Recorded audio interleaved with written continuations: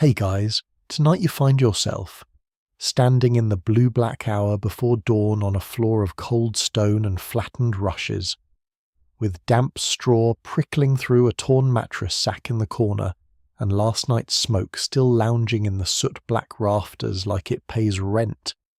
Beyond the crooked oak door, iron latch, and hanging draught cloth that never quite does its job, you hear a bell tolling from somewhere far off through the river mist, slow and certain, as if the whole medieval world has already started without asking whether you are ready. Your boots wait by the wall with dried mud crusted thick at the heel. Your cloak smells of wet wool, horse breath, and wood smoke, and the torchlight from outside leaks through the cracks in long golden slivers that make everything look slightly holier than it is. Medieval travel brochures really oversold this experience. You probably would not last a week out here, not with the cold, the lice, the splinters, and the alarming number of adults who think children become useful through shouting. So, before you get comfortable, take a moment to like the video and subscribe, but only if you genuinely enjoy what I do here. And tell me your location and local time, because I always like imagining where in the world you're listening from as we creep into these old hours together. Now, dim the lights, maybe turn on a fan for that soft background hum, and let's ease into tonight's journey together. You stand very still for a moment, because if you move too quickly it all becomes real at once. The cottage around you is your family's, and yet already it feels a little less yours than it did yesterday. The low room holds all the usual things, the rough table scarred by knives and elbows, the blackened hearthstone, the three-legged stool with one repaired leg wrapped in cord, the wool blanket your mother folded last night and refolded this morning as if neater corners might soften the day ahead. A clay pot sits near the ashes, still smelling faintly of yesterday's pottage. Beside it lies a trencher so worn by use that its edges look gnawed even when they are not. The air is cold enough that your breath drifts before your face, though not so cold as the yard will be.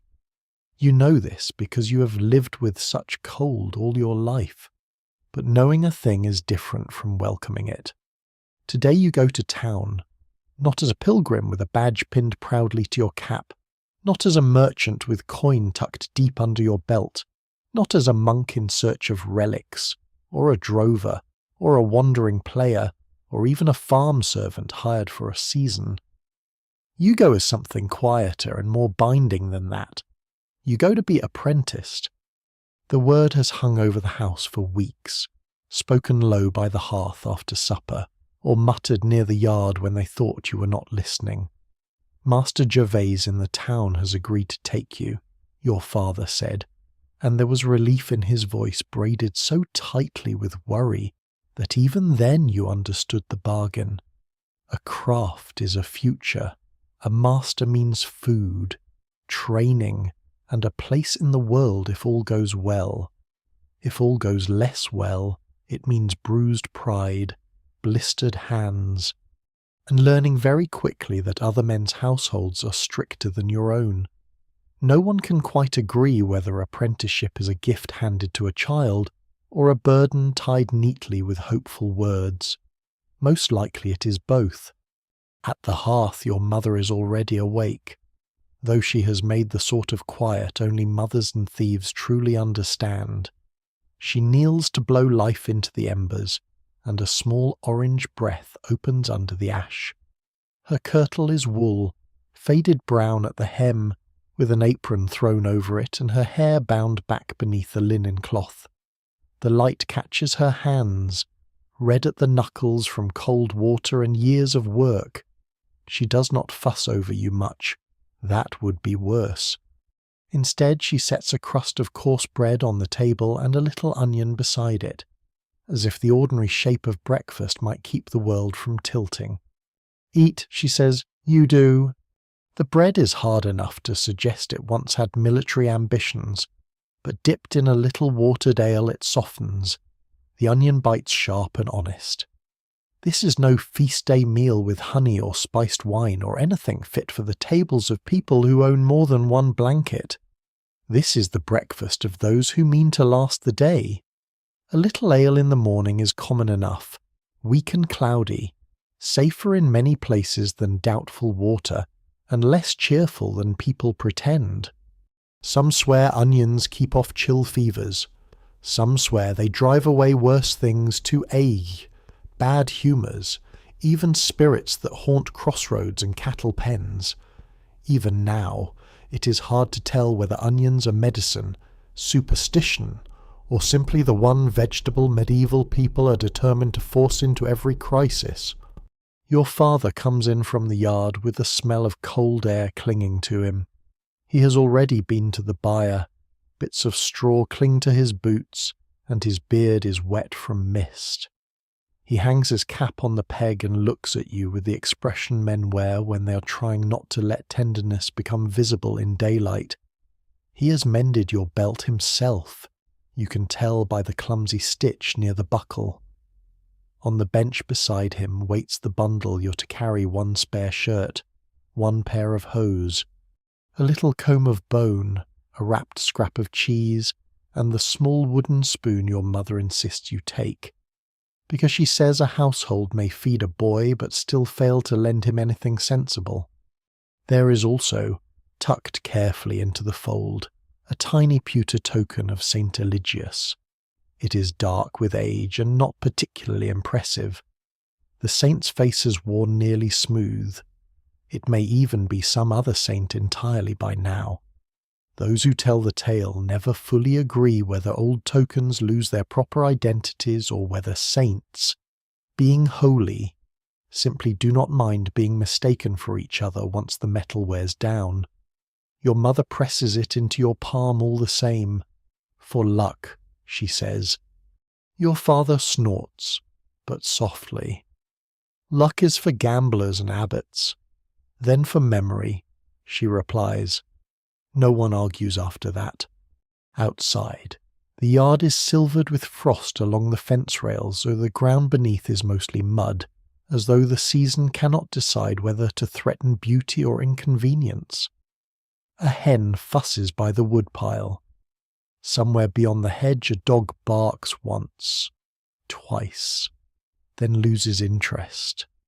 The east is lightening behind low cloud, not golden, not lovely, just pale enough to show the world coming back into itself.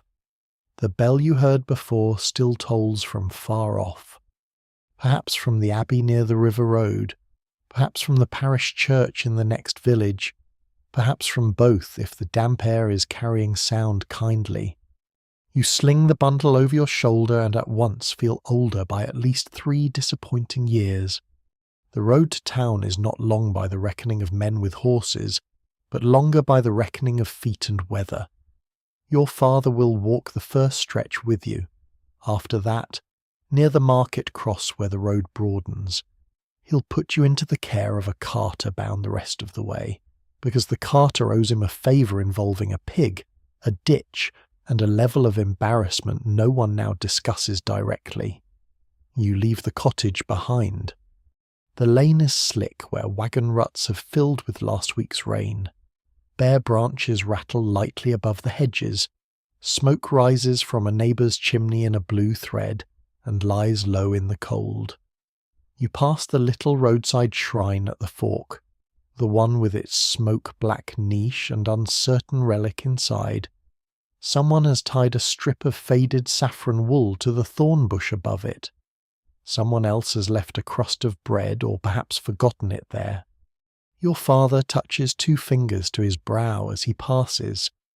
You do the same, not because you are certain, but because medieval life trains you very early never to be rudely definite about what might be holy.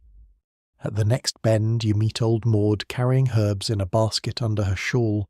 She stops, looks you over, and says, "Too thin for town." But they'll improve that by working the bones off you. This passes, in village terms, for encouragement. She presses a little sprig of dried rosemary into your hand. for remembering your letters if they teach you any, or for keeping off bad air, or for smelling less like boys. Thank you, you say. Some swear it works better if tucked in the left sleeve, she says, but no one can prove anything except the smell. Then she goes on her way, muttering to herself about a cow with a swollen jaw and the uselessness of nephews. The road opens beyond the fields. Crows hop in the furrows. A cart creaks somewhere out of sight. Your father walks beside you in silence for a while, his stick tapping roots and stones. This is not the silence of emptiness. It is the silence of people who know there are too many important things to say, and therefore say none of them properly. At last he clears his throat. You mind the master, he says. You nod. You rise when told. You keep tools clean. You do not answer faster than you think. Another nod. And if they cuff you, you learn from it before you decide to resent it. This, too, seems to him a complete education. Ahead the land dips, and through the bare trees you glimpse the faint line of the road toward town, with its distant gate, its chimneys, and the promise of noise you cannot yet hear. Somewhere there will be workshops with shutters open to the street, apprentices running errands through rain, masters with hard eyes and ink-stained accounts, bells marking hours more sternly than the sun ever does. Somewhere there will be oak doors with iron keys, stone yards full of shavings or sparks, and beds not your own. Somewhere there will be the slow making of another self. You pull the cloak tighter. The little saint token sits cold in your palm before you tuck it away into your sleeve with Maud's rosemary. Luck and memory together, a saint and a herb, prayer and smell. That feels about right for the medieval world. By the time the first rooks rise from the field hedge and the road begins to slope downward toward the waking town, you have not said much more. But the cottage is behind you now, and the morning ahead belongs not to childhood, not quite, and not yet to mastery either. It belongs to that narrow in-between life where you're old enough to be useful and young enough to be ordered about by nearly everyone, which is to say, the truest beginning of apprenticeship has already started. The road lowers gradually toward the town, and the sky, which at dawn looked merely pale and undecided, has now taken on the thin pewter light of a day that intends to stay cold without ever having the courage to snow. Your father walks beside you for the first mile in the old steady way he does everything, neither slow nor hurried, as though roads, like weather and rent, are best met without visible surprise. The fields on either side lie brown and furrowed, with strips of frost still hiding in the ditches where the sun has not reached. A pair of crows lifts from a hedgerow and turns toward the distant roofs. Somewhere behind you, back in the village, another bell begins, smaller and thinner than the abbey bell, and for a little while the two sounds seem to speak across the fields as if every hour of the day is being argued over by clergy. You do not look back much now. This is partly because you have been told not to dawdle, and partly because looking back makes the whole business feel theatrical. And medieval life, for all its saints, banners, and feast day processions, is surprisingly impatient with displays of feeling before breakfast. Your bundle sits against your shoulder. The rough cloth rubs at your neck when you walk. Inside it you feel the outline of the spoon, the spare shirt, the bone comb, the scrap of cheese. The rosemary in your sleeve scratches your wrist whenever the cloak shifts, and the tiny pewter saint warms slowly against your skin, though whether from body heat or holiness no one can quite agree. The road grows busier as morning advances. First comes a milk cart from a hamlet beyond the ridge, its driver wrapped in a fur-lined cap and muttering to his pony as if bad language improves traction. The cartwheels are muddy to the axle, and the smell of milk, damp straw, and old wood rolls behind it in a perfectly medieval perfume. After that come two women with baskets of eggs and leeks, both walking faster than seems fair. They nod to your father, glance at you, and immediately understand what sort of day this is. Villages are full of people who recognize departures by the shape of a bundle and the stiffness of a child's shoulders. "Town, is it?" one asks. "To Master Gervais, your father says. Then teach him to keep his fingers." She replies, "Craftsmen charge dearly to return them. This, once again, is counted as kindness." At the market cross where the road widens near a stand of bare elms, the carter waits exactly where your father said he would. He stands by a two-wheeled cart loaded with wool sacks beneath an oiled cloth, and he has the sort of face that suggests he was born middle-aged and only grew more so. His name is Hob, and his beard is the colour of ditch water in winter. Beside the shafts, the cart horse exhales white into the cold and stamps once, impatient with the entire human arrangement. Hob looks at you, then at your father. That's the boy. He's sickly, only in his conversation. Hob grunts approval, which in rural dialect means the references check out. Your father puts a hand on your shoulder then, not heavily, just enough to stop the world for a blink. He does not say anything grand. No blessing, no speech about honour, no sudden unveiling of family wisdom kept hidden for dramatic timing. He only says, "Mind yourself," and squeezes once, then he steps back. Those who tell the tale never fully agree whether partings are easier when men say little or when they try too hard and fail nobly. But you are grateful for the brevity all the same. He turns, lifts a hand without looking at you again, and starts back along the road toward the fields, smaller with each step. You watch him only until the bend takes him. Then you climb onto the cart. The wool sacks are scratchy even through your hose. Hob throws an extra piece of old sacking down for you, either out of pity or practicality, and clucks the horse forward. The cart lurches at once. Every bone in your back learns the road in a new language. You hold your bundle close and keep your jaw shut when your teeth knock together. A true apprenticeship, it seems, begins with discovering that even travel is a form of instruction. From up here the land spreads wider. You can see the river line faint in the distance, its marshy banks silver under the cold sky.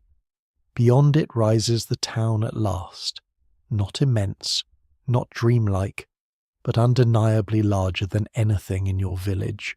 A wall of pale stone and timber surrounds most of it, patched here and there where age or weather has had a bite. A gate tower lifts above the road ahead, square and practical, its upper windows dark.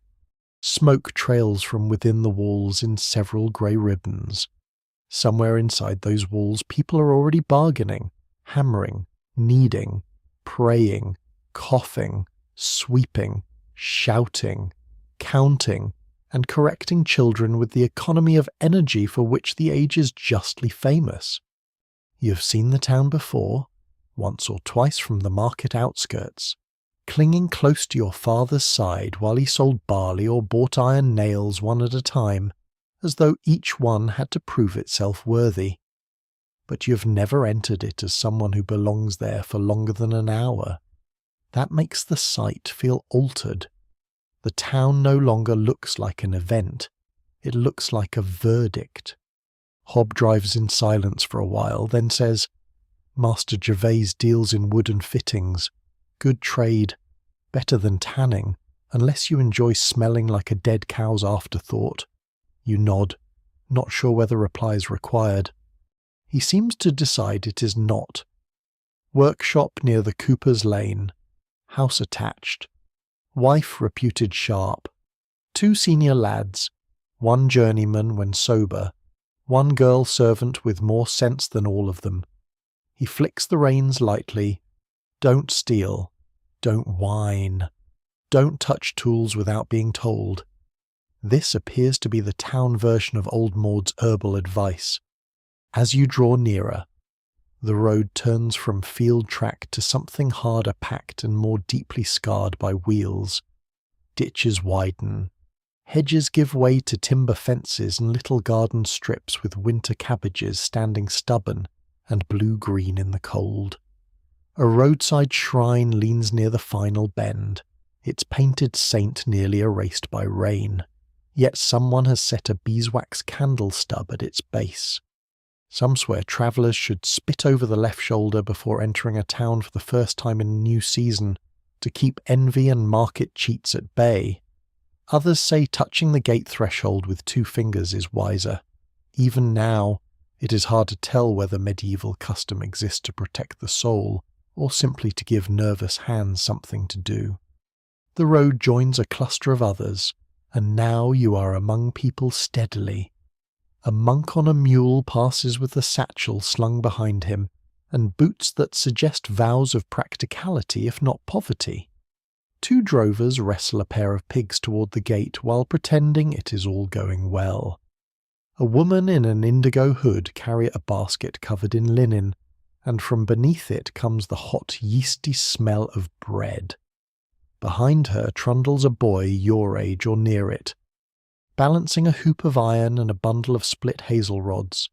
He glances up at the cart, sees you, and looks away immediately in the old quick language by which boys decide whether they are rivals, allies, or simply future witnesses to one another's humiliation. The gate rises ahead with a presence you feel first in the body, not the mind. Its shadow stretches dark over the road.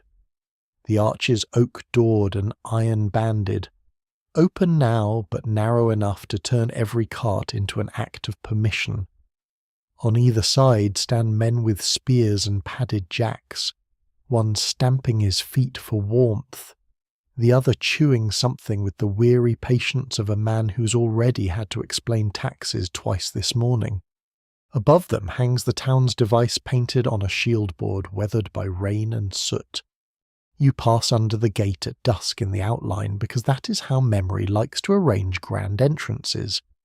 But in truth, you enter in the middle hour between morning and noon, when the light is still grey and the mud is fully committed to its profession. Yet there is an evening feeling to it all the same, not of day ending, but of one life closing and another beginning under shadow. Inside, the town folds around you at once. The street is narrower than the road outside and more crowded than seems mathematically fair.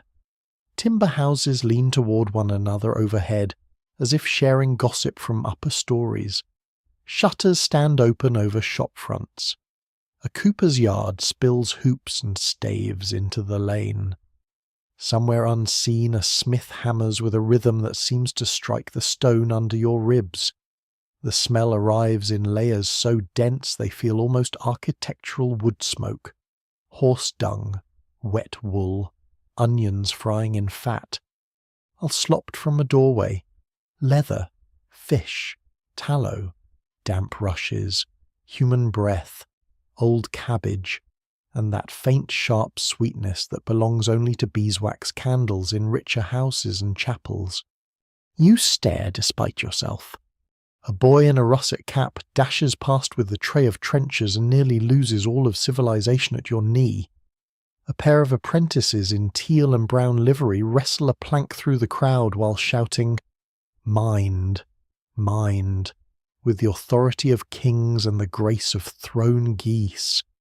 A woman in a saffron kirtle leans from an upper window to shake crumbs from a cloth. A dog noses at a gutter with grave concentration. Somewhere bells ring again, closer now. Perhaps from the parish church within the walls. Perhaps from a chapel tucked behind some guild hall. In the village bells belong to distance. Here they belong to command. Hob steers the cart through it all with the dull serenity of a man long ago resigned to mankind. "Don't stare too open-mouthed," he says. "They'll take you for a country saint. You shut your mouth at once. which amuses him more than he admits. The lane bends past a row of workshops where their trades announce themselves before their signs do. Here the sweet sawdust smell of a joiner's place. There the sour sting of hides from a leatherworker's yard. Beyond that, hot pitch near a cartwright's shed. Men work under awnings despite the chill. Shavings cling to aprons. Sleeves are rolled. A journeyman with forearms like rooted branches carries a plank through a doorway and vanishes. A girl with a pail of water elbows past two clerks whose shoes are too fine for the lane and who are discussing tolls in the hopeless tone of men who've made numbers their religion. You begin to understand, not in words but in sensation, that becoming an apprentice means entering this noise and order and grime not as a visitor but as a cog. A small cog, likely shouted at, but still part of the machine. At last Hob draws up beside a house that is also a workshop, because in town the two are often married whether they like each other or not. The lower front is open to the street under a raised shutter. Within you glimpse benches, timber lengths, curls of wood on the floor, iron fittings hanging in ordered rows, and the warm amber of light falling across a work table. Above the shop front, the house rises in timbered upper stories with leaded windows. A narrow side door of oak stands shut, iron keyhole black against the wood. On the lintel hangs a sprig of dried herb bound with red thread, maybe for luck, maybe for flies, maybe for both. "This is it," says Hob. Your stomach drops as though the cart has gone over a rut, though it has not. A man stands just inside the open front, his sleeves rolled, examining the edge of a board with the attention of a priest reading a difficult passage. He has not looked up yet. The sound of tools reaches the street behind him in small, precise notes. From somewhere farther in the house comes the scent of pottage and the sharper tone of a woman's voice giving orders no one seems inclined to dispute. The workshop is real. The town is real. The apprenticeship is no longer a word said by the fire, but a threshold of oak and iron 2 paces away. Hob grunts and climbs down. You follow, boots landing in town mud that is somehow richer and more complicated than village mud, as if civilization has been adding ingredients. For one long breath you stand there with your bundle in hand, between the crowded lane behind you and the workshop ahead, hearing bells, wheels, shouting, hammer blows, and the murmur of a world that does not yet know your name. And then the man inside raises his head, and the first true moment of your new life begins. The man who raises his head from the board is not old, though to you, in that moment, he seems to carry the whole authority of the town in the set of his shoulders. He is broad across the chest, his beard trimmed close and flecked at the chin with sawdust so pale it almost looks like frost. His sleeves are rolled to the forearms, and his hands, when he sets the timber aside, are the kind of hands that make an argument without speaking, scarred, square, nicked by blades, stained dark in the creases by pitch, dust, and long acquaintance with labour. He looks first at Hob, then at you, and in that order you understand 2 things at once: that this is Master Gervais, and that from now on you will spend a great deal of time being assessed. "Hob," he says, "Gervais." That is all by way of greeting. The men with work to do rarely squander words on decoration. Hob jerks his chin toward you. The boy.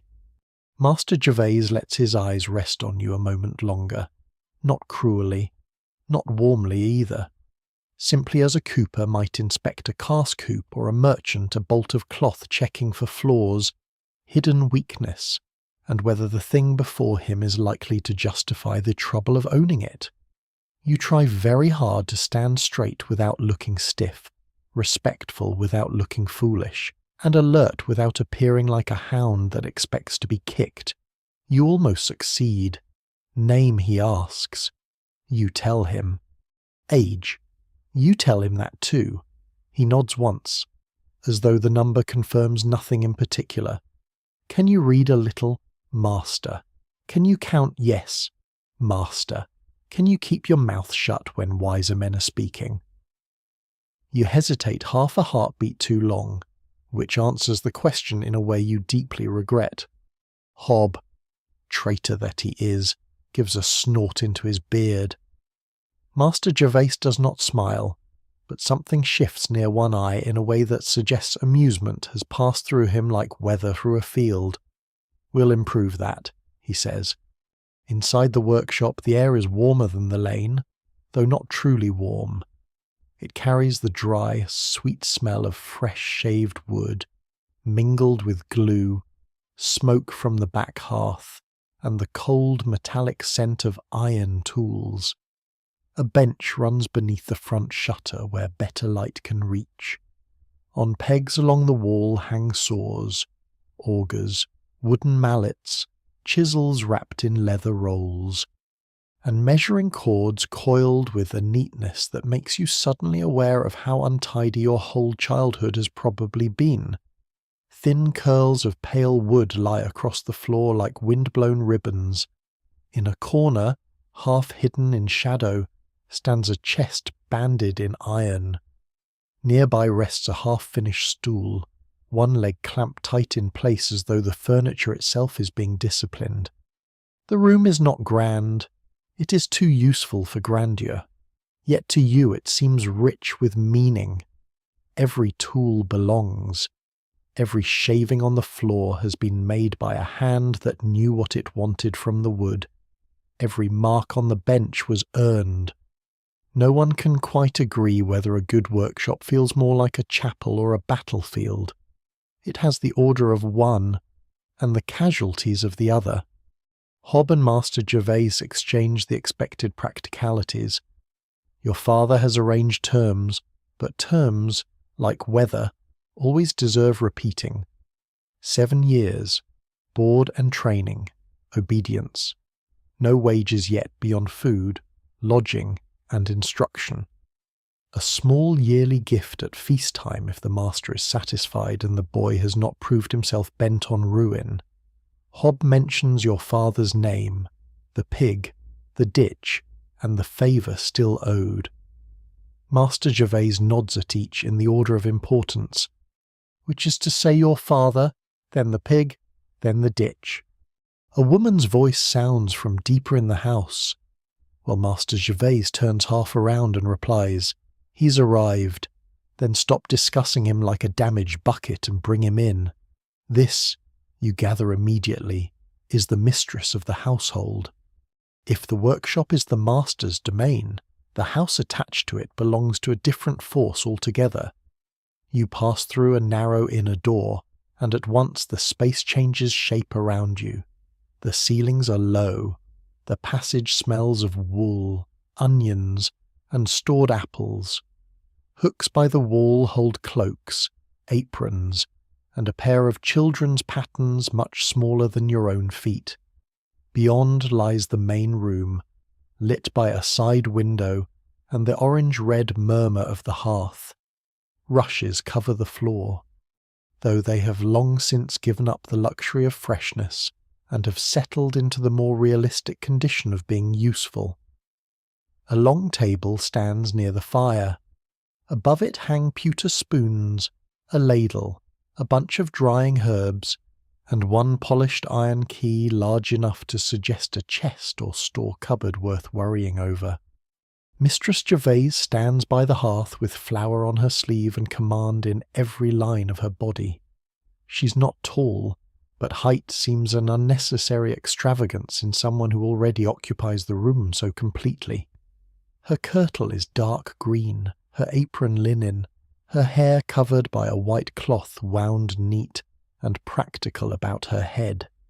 She looks at you once, quickly, and you understand at once that she sees more in that glance than you would manage in 5 full minutes of staring. "So," she says, "you're the new one?" "Yes, mistress." You look clean enough. That may not last. This appears to satisfy her. She wipes her hands and nods toward the bench by the wall. Set your bundle down there, not on the table. No one sets unknown bundles on tables unless they want fleas in the bread. You obey so fast that Hob actually chuckles. There are others in the room too, though they have taken care not to speak while the adults were sorting you into existence. Near the table sits a boy older than you by perhaps 3 years, dark-haired and long-faced, with a scratch across one knuckle and the expression of someone who has been awake since before decency was invented. Another, nearer the door, is broader, fairer, and has the steady, inattentive calm of a creature who has already been shouted at enough for one day and wishes to conserve emotion. These, you suspect, are the senior apprentices. At the hearth's far side, a girl of perhaps 14 is skimming something from a pot with swift, efficient motions. She glances at you just once and goes back to her work, which somehow feels more intimidating than if she had laughed. Master Gervais points with his chin. That's Martin. That's Oswin. Joan, you see already. Martin gives a nod that could mean welcome or warning. Oswin looks you over as though mentally calculating how much work he might now avoid. Joan, without turning, says, "If he tracks mud to the bed corner, he's yours to wash, not mine." "Understood," says Martin at once, which tells you everything you need to know about Joan. Mistress Gervais ladles pottage into a wooden bowl and hands it to you, along with a hunk of coarse bread. Eat. You take it with both hands and murmur thanks before sitting where indicated. The pottage is hot, thick with barley and onions, perhaps a scrap of salted meat if fortune has lately smiled on the household. After the road, the sight of steam feels almost luxurious. You try not to devour it. This is difficult. Around you, life in the house continues as though your arrival is important but not miraculous. Joan tends the pot. Martin folds a cloth around something wrapped for later. Oswin scrapes mud from a boot heel using a broken piece of horn. Master Gervais returns to the inner doorway, already half called back by work. Mistress Gervais cuts a loaf at the table with the calm certainty of someone who can divide food, labour, and foolishness into proper portions without consulting the heavens. As you eat, you notice the little signs of how a working household binds itself together. Wool blankets airing near the hearth, a basket of mending with a needle stuck through the hem of a hose, a rosary hanging from a peg beside a child's carved whistle, beeswax candle stubs kept in a dish, saved so their ends may be melted and used again, because light costs, a little jar of dried sage and rue on the shelf. Some swear sage lengthens life, while rue shortens fevers if steeped properly. Others say both chiefly improve the smell of suffering. Those who tell the tale never fully agree, but every household keeps herbs anyway, just as every household keeps hope in one drawer and worry in the next. Only when the bowl is nearly empty does Mistress Gervais say, "You'll sleep in the loft corner over the back room. With the others," Martin adds. "Mind the beam above the ladder or it'll mark you before the master does," Oswin says. "And don't put your boots by the wall. Something drips there when it rains," Joan says. "And if you snore, I'll throw onion peels at you." You look up, uncertain whether she jokes. Joan meets your gaze over the pot with complete seriousness. "Sometimes hot onion peels," she adds. Martin, traitor to your peace, nods solemnly. She has a good arm. Mistress Gervais does not tell them off. This means the household permits a certain amount of trial by mockery, provided no one loses an eye. Medieval kindness very often arrives wearing a rude hat. When the meal is done, Master Gervais sends Martin to show you where your things go. You carry the bundle through the back passage and up a steep wooden ladder, worn smooth in the centre by years of feet. The loft above is low enough that you must duck at once. Martin was not exaggerating about the beam. You narrowly miss it the first time, which he seems to count as promising. The space smells of wood dust, straw, cold air through the eaves, and the faint sourness of young people sleeping in close quarters under too many blankets and not quite enough laundering. Your place is in the corner near a little shutter, between Oswin's rolled bedding and a chest with one broken hinge. There is no bed in the grand sense. There is a mattress sack, thin but not worst, 2 wool blankets, and a folded cloak someone clearly outgrew. It is better than the bare floor of a barn, worse than home, and already yours by necessity. You set down your bundle and look around. Near the beam hang bunches of drying wood shavings twisted into curls for fire starting.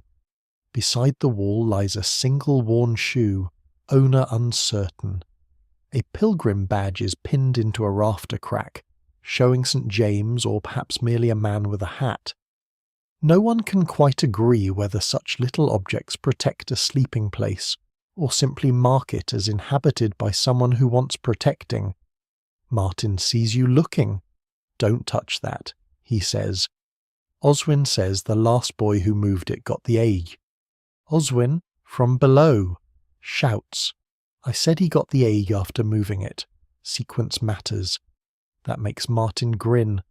Sea-learned men, you smile before you can stop yourself.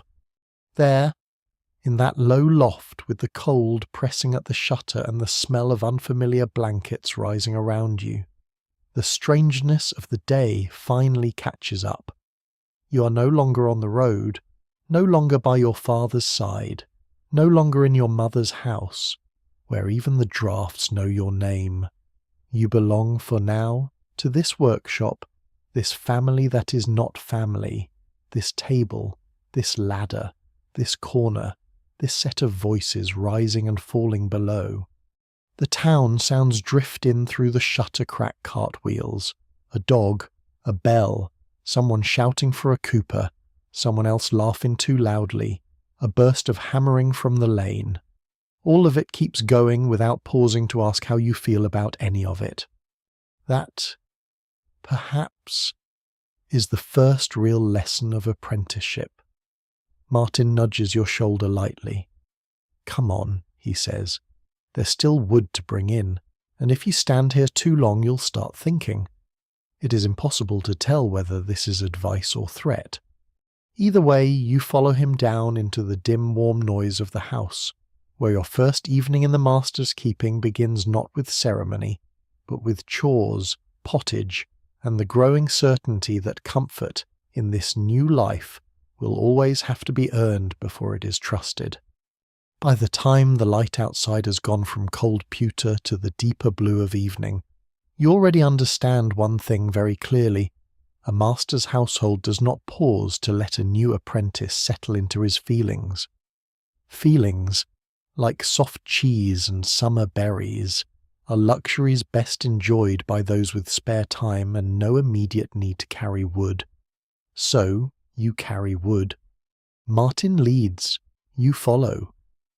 The yard behind the house is narrower than the one at home and much more crowded with purpose. Timber lengths lie stacked beneath a lean-to roof. A rain barrel crouches in one corner with a skim of leaves floating on the surface. Shavings spill from the workshop door in pale drifts that glow where the last daylight catches them.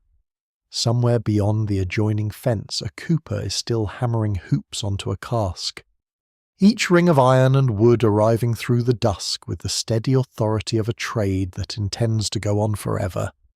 You gather split billets in both arms and bring them through the back door one load at a time. The wood is dry enough to knock together cleanly. Resin clings to your fingers. By the 3rd trip, your shoulder begins to complain. By the 5th trip, you realize that complaint is not considered a meaningful contribution in this household. Martin says little as you work, which at first makes him seem stern. but after a while you begin to understand that he is merely conserving speech the way some men conserve lamp oil. At last, when the wood stack by the hearth reaches what he seems to judge a respectable height, he nods toward the bench and says, "Sit. If you're done pretending to be carved from oak, you sit at once." The room is warmer now. Joan has hung a pothook a little lower over the fire, and the pottage that was merely midday sustenance earlier has thickened into something almost comforting. Mistress Gervais slices coarse bread at the table while keeping half an eye on everything else. Oswin comes in from the front with a rolled leather apron over one shoulder and sawdust caught in his hair. Master Gervais follows, wiping his hands on a rag. And the whole room subtly alters around his presence, not fearful exactly, but straighter. Even the fire seems to stand to attention. This is the first time you see the household assembled long enough to understand its lines. Master Gervais sits at the table's end nearest the hearth. Naturally, Mistress Gervais remains on her feet a little longer than the rest, serving first and sitting last, which is not submission but power of a different sort. Martin and Oswin take places along the side. Joan sits near the wall with the ease of someone who knows precisely how much room she's owed and takes it without asking. You are shown the lower corner of the bench, where the draught from the door reaches your ankles and the bread reaches you slightly later than the others. This is not cruelty. This is geography. In medieval households, hierarchy is often measured in elbow space. Bowls are passed, bread is broken, a little ale is poured, weak and cloudy, each cup no fuller than prudence allows. No one gulps, no one talks with a full mouth. You're grateful for this because it gives you time to watch. Master Gervais eats with the plain concentration of a man who sees meals as fuel, not entertainment. Mistress Gervais notices at once when Martin reaches too far for the better crust and taps the table with the knife handle. Martin withdraws his hand without protest. Oswin eats quickly, but neatly. Joan, who you suspect would survive being dropped in a forest with nothing but a spoon and a bad opinion, makes the meal seem calm by sheer force of manner. You try to copy all of this without making it obvious that you are copying. There is talk, but not chatter. Work tomorrow. A delivery to be finished before terce. The cooper's boy having brought warped staves again. The baker's apprentice being seen asleep against a flour sack near dawn like a saint of poor choices. Then Mistress Gervais says, "The boy should know the rules." At once you sit straighter, though no one had asked you to slump. Master Gervais wipes his beard with the back of his hand and begins, not ceremoniously, just directly, like a man naming tools. You rise when Martin rises. If Martin is late, you rise when Oswin kicks you. Oswin nods, as though this is an honourable office. You sweep before the shutters open. You fetch water before breakfast. You touch no edge tool without leave.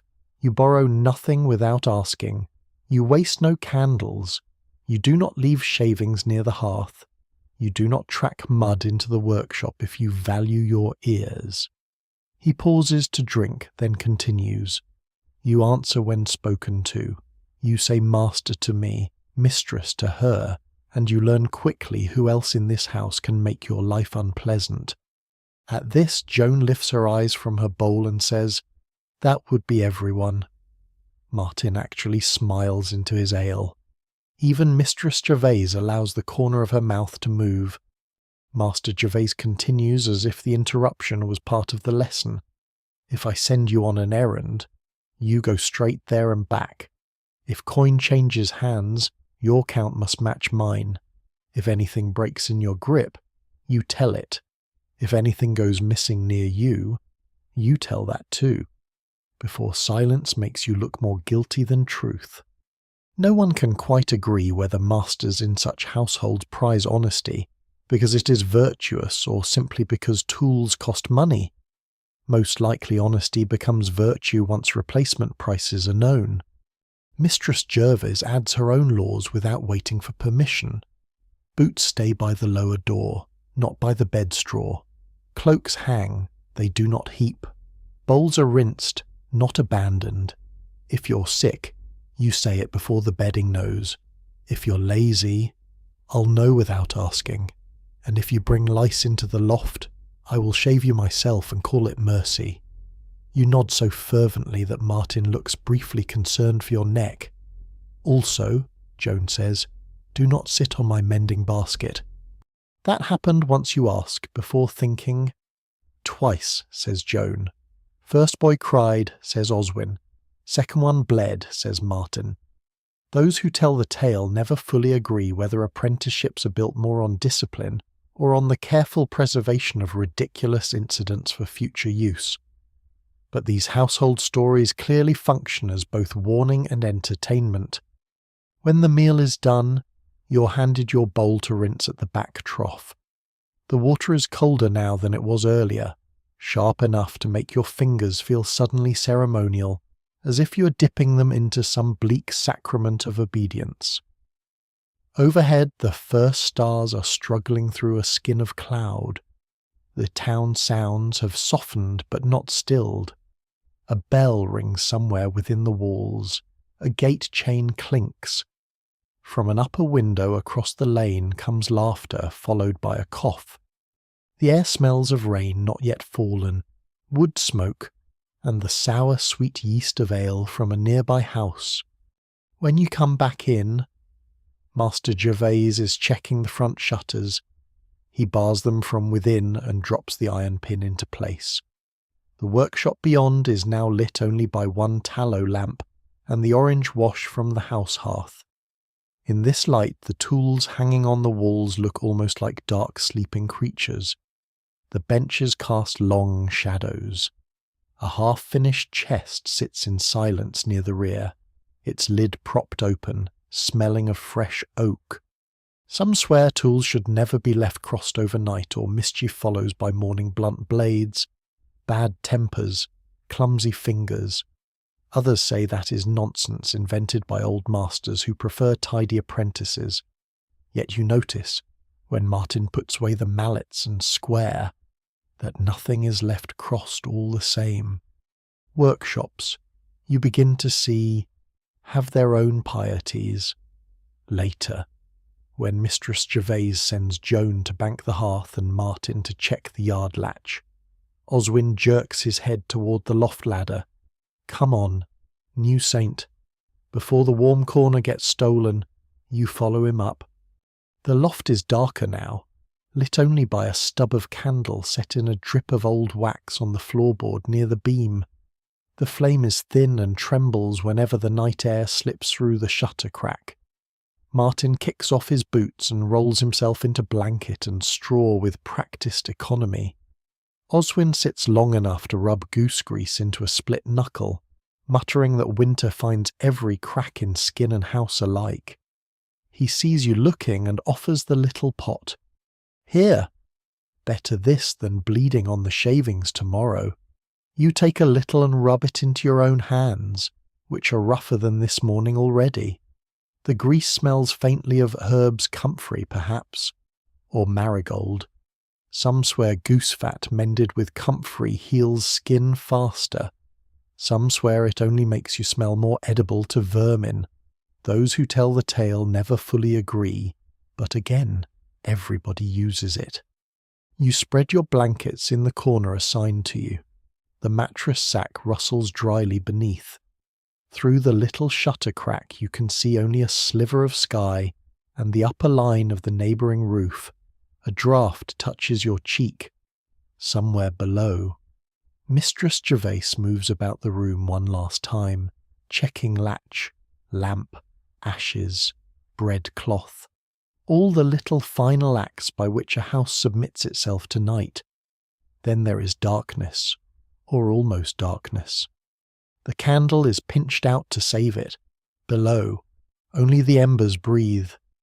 Around you the loft fills with the sounds of other people settling into unconsciousness. Martin, turning once and then going still.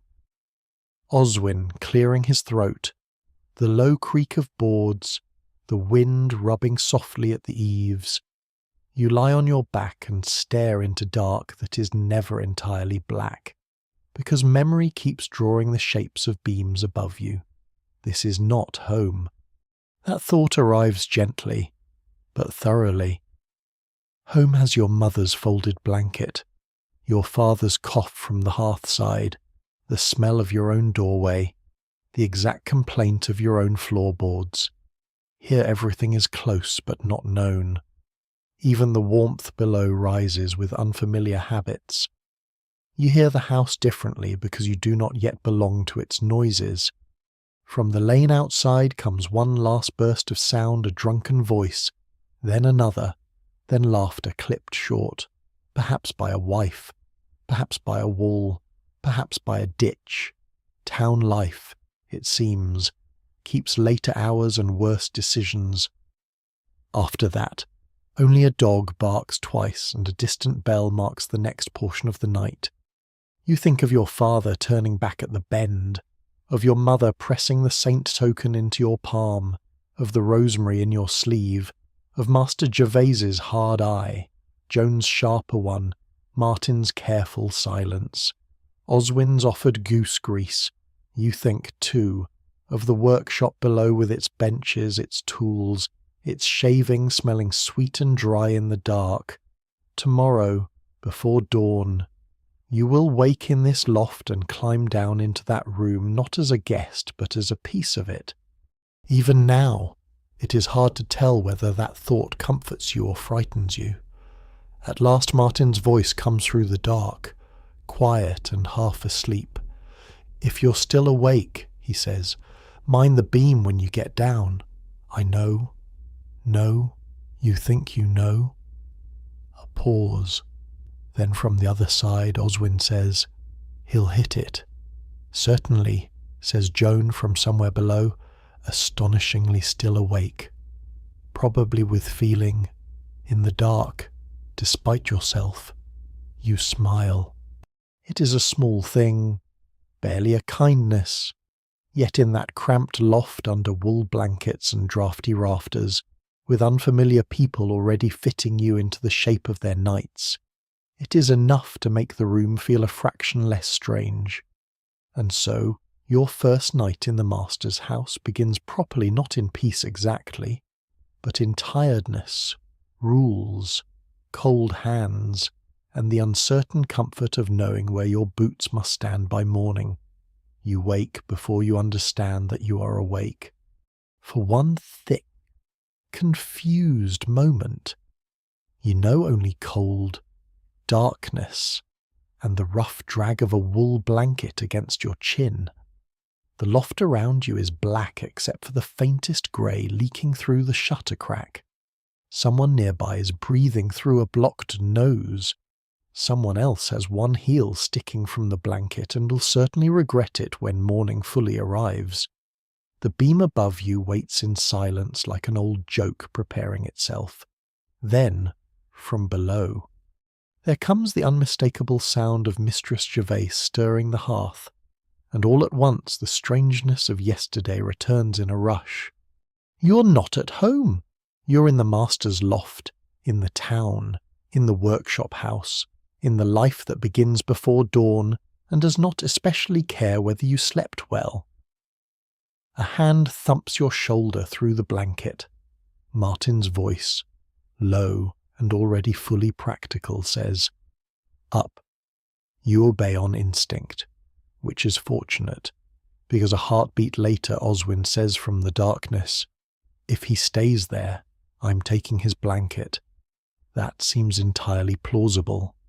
You sit up too quickly and strike the beam with the top of your head. The pain is not catastrophic. It is merely sharp enough to confirm that Martin was right and you were naive. From somewhere below, Joan's voice floats upward through the dark. He did. Then, "Told you," says Oswin. There is no laughter, only the mild satisfaction of prophecy fulfilled. Medieval households are often like that. They do not mock extravagantly. They simply remember everything.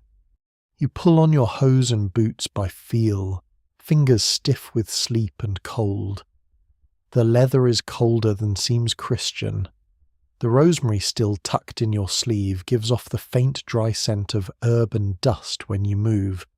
Your little saint token presses against your arm, and for a foolish instant you consider whether it might have prevented the beam if positioned more strategically. Some swear saints govern important matters only and leave low timbers to personal responsibility. Others say saints assist those who duck. No one can quite agree. By the time you climb down the ladder, the house is a dim cave of ember light and shadow. The fire has not yet been coaxed fully alive. Red glows beneath ash. The rushes on the floor hold the cold. The table is bare except for a folded cloth and yesterday's crumbs. Mistress Gervase moves near the hearth, sleeves rolled, hair already bound, as if sleep has the decency to end promptly in her presence. Master Gervase is not yet in the room, but you can feel his day nearby, waiting in the workshop beyond like a closed fist. Martin is already at the water yoke. He says nothing, only jerks his head toward the door. That is instruction enough. You take the second yoke from the wall peg and follow him outside into a yard still trapped in the blue hour before sunrise. The air hits like a bucket of river water thrown with theological intent. Your breath smokes. The fence rails gleam damp. Somewhere in the lane a horse stamps and rattles harness. Somewhere farther off, over the roofs, comes the bell of the town church, dull with distance and wet air, marking an hour that feels less like time and more like judgment. You and Martin walk to the street pump in silence, boots grinding softly over mud crusted thin with frost. The town is not asleep. Exactly. It is merely pretending for another few breaths. One baker's oven already sends out a warm yeasty scent from an alley. A lamp glows behind a shutter. A woman in a russet hood crosses the lane with a basket and vanishes like a thought. The pump stands near the corner where two streets meet. A timber frame above a worn stone trough, its handle polished by generations of cold hands and bad tempers. Martin sets his yoke down, grips the handle, and begins to pump. Water groans up from the dark below and spills bright and bitter into the waiting buckets. Your turn comes next. The handle resists at first, then yields in slow, heavy strokes.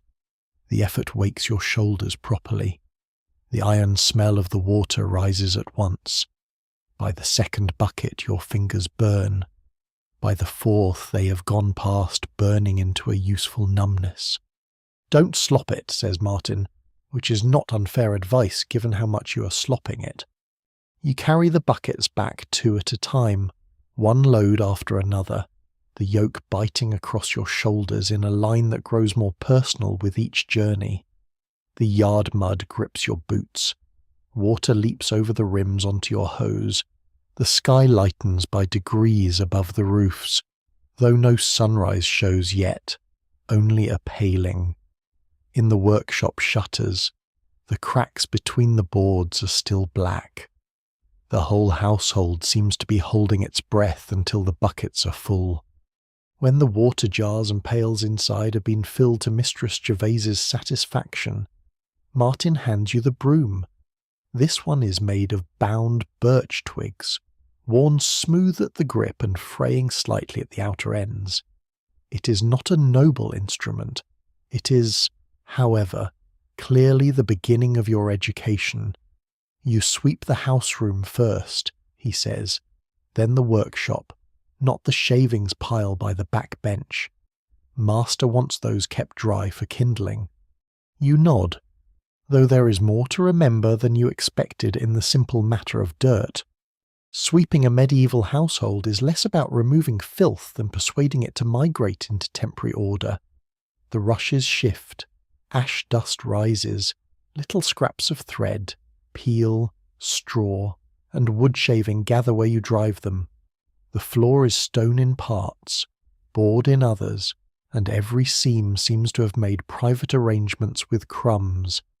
Joan, already up and tying on her apron, steps around you without effort and says, "Corners, not just the middle. Dirt also enjoys corners." Yes. And under the bench. You bend and find enough dust under the bench to suggest previous apprentices dreamed of becoming part of it. By the time the house room is passable, the first real light has begun to enter the shutter cracks. Not bright, only enough to make objects separate themselves from shadow. You move into the workshop with the broom and pause a moment despite yourself. Yesterday the place seemed impressive. This morning it seems stern. Benches stand in waiting silence. The tools on the wall hang dark and exact. The smell of wood dust and oil is drier here than in the house room. Cleaner too, but less forgiving. Curls of oak and ash lie where yesterday's work ended, golden even in this poor light. On one bench rests a row of iron fittings wrapped in cloth. On another, a plank marked with chalk lines and compass arcs, more mysterious to you than any manuscript. This is where the real learning will happen. And for the moment your role in it is to take a broom to the floor and not knock anything over. No one can quite agree whether humility is best learned from prayer, poverty, or being told not to sweep away the useful shavings. You begin carefully, drawing the broom in slow strokes between the benches. The shavings whisper as they move. Sawdust lifts and settles in the shafts of morning light. Martin carries in more wood. Oswin unlatches the front shutter and pushes it upward with a wooden prop, letting the grey day spill in from the street.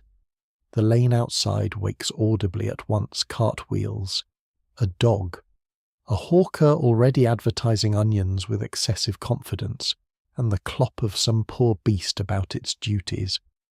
Then Master Gervais appears. He says nothing for a while, which is somehow worse than shouting. He walks the room once, looking not at you but at everything your broom has touched. The benches, the cleared floor, the shavings pile left dry by the back bench, the mat by the door. At last he grunts, which in this case appears to mean acceptable. "Good enough," he says. "Now stop sweeping and fetch the kindling box." You do, nearly colliding with Oswin on the way. He shifts aside at the last instant and mutters, "Try not to kill anyone till after breakfast. Spirits are poor before bread." This seems sound philosophy. The fire in the workshop brazier is harder to coax than the hearth in the house room. It starts reluctantly, as if resenting the interruption. Master Gervais kneels to lay the kindling just so, and you crouch beside him, handing over curls of shaving and split sticks. His hands move with precise economy, the motions practiced so deeply they seem less learned than inherited. Flint, steel, spark, breath, a little orange catch, then another. Soon the brazier glows low and steady. Ready to warm glue, ease damp from timber, and thaw the fingers of men who must hold fine edges before the day is done. "Watch the fire," he says without looking at you. "A shop with no warmth wastes glue. A shop with too much warmth wastes everything." You nod as though this makes immediate sense. In truth, it only half does. But apprenticeship, you're beginning to understand, is full of sentences that will not become clear until your hands have learned them. Breakfast comes standing up and quickly, bread again, a bit of hard cheese, ale watered further. Mistress Gervais passes it through the inner door to the workshop as though feeding a line of underfunded soldiers, which in effect she is. No one lingers over it. Martin chews and checks a list scratched onto a wax tablet. Oswin bolts half his share and nearly loses the other half to a workshop dog that does not belong here, but clearly disputes that point.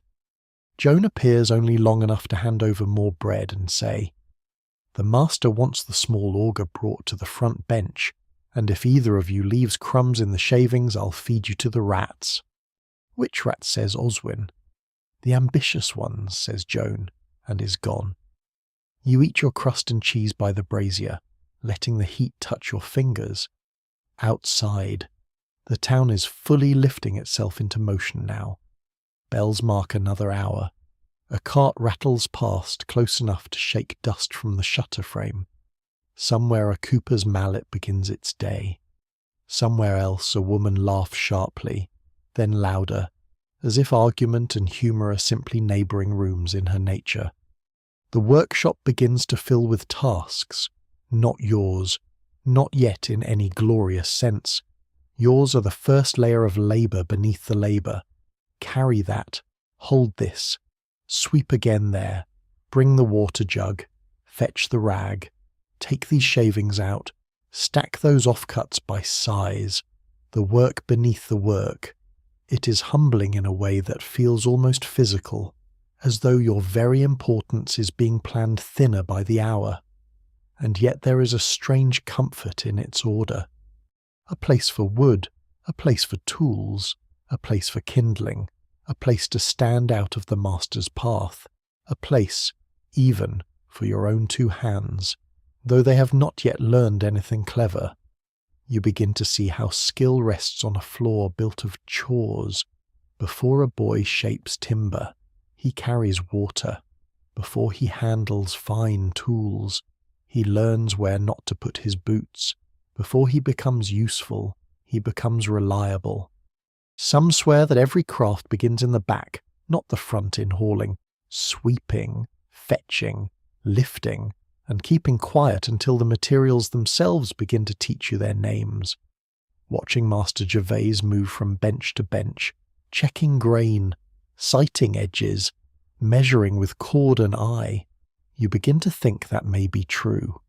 By the time the sun, hidden all morning behind cloud, finally lends a whitish brightness to the shutters and street, your first full morning in the workshop has passed without glory and without disaster. You have not broken a tool. You have not dropped a water pail. You have only once forgotten which rag was for glue and which for oil, and Martin corrected you before the mistake became visible enough to be expensive. Your shoulders ache. Your fingers are raw from water and broom grip.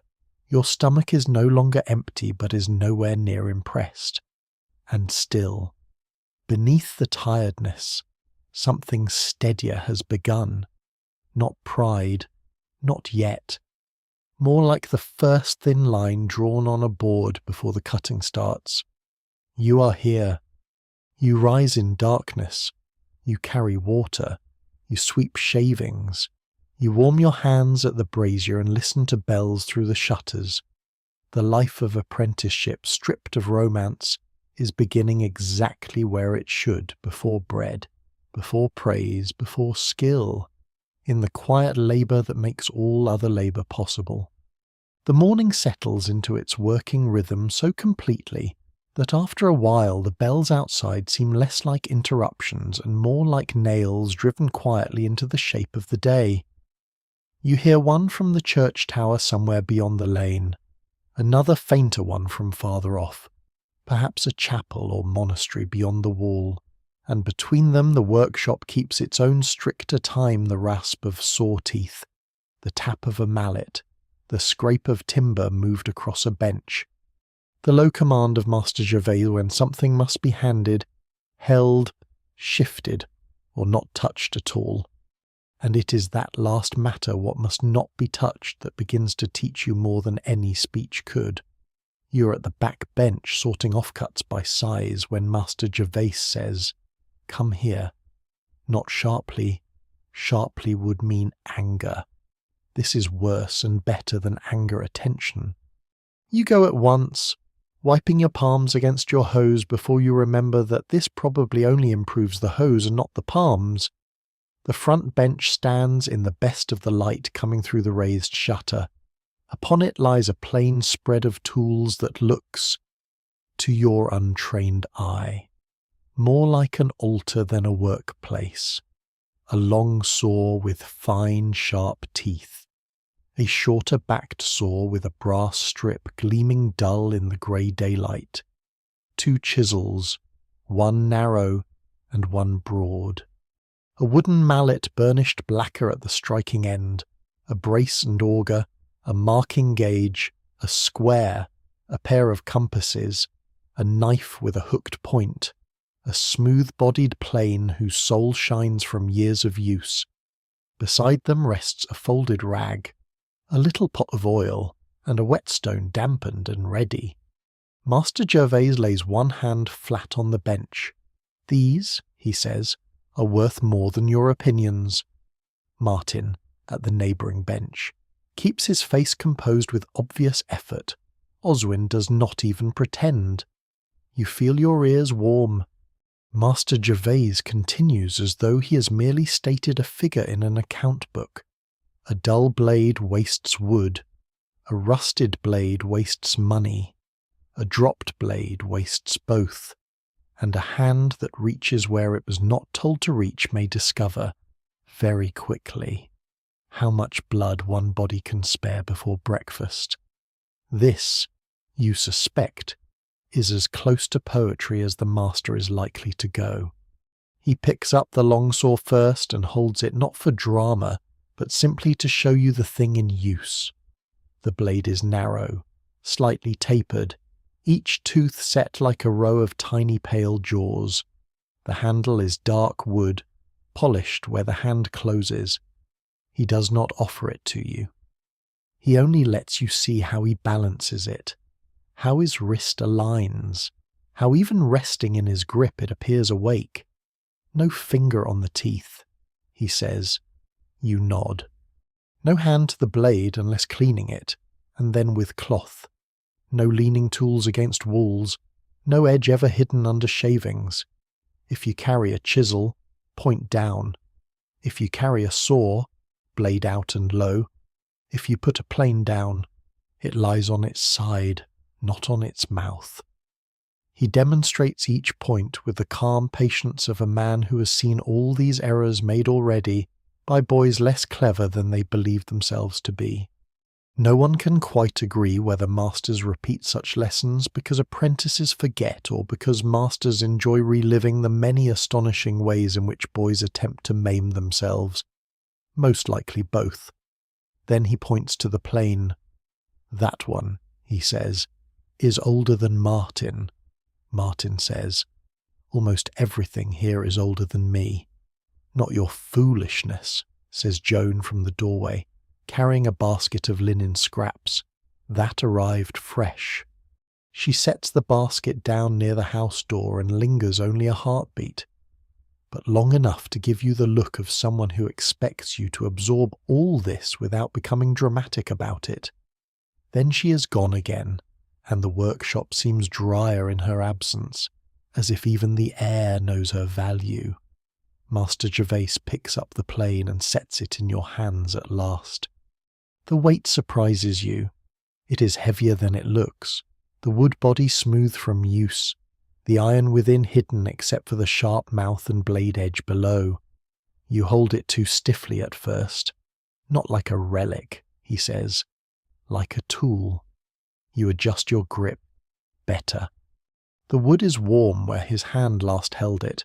You can smell oil, oak dust, and the faint metallic tang of sharpened iron. It is not ornate. No carving, no silver inlay, no decoration except that of usefulness.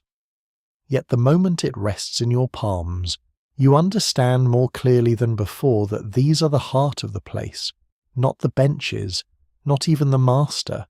The tools hold the workshop's memory. They pass the hand's intention into the world.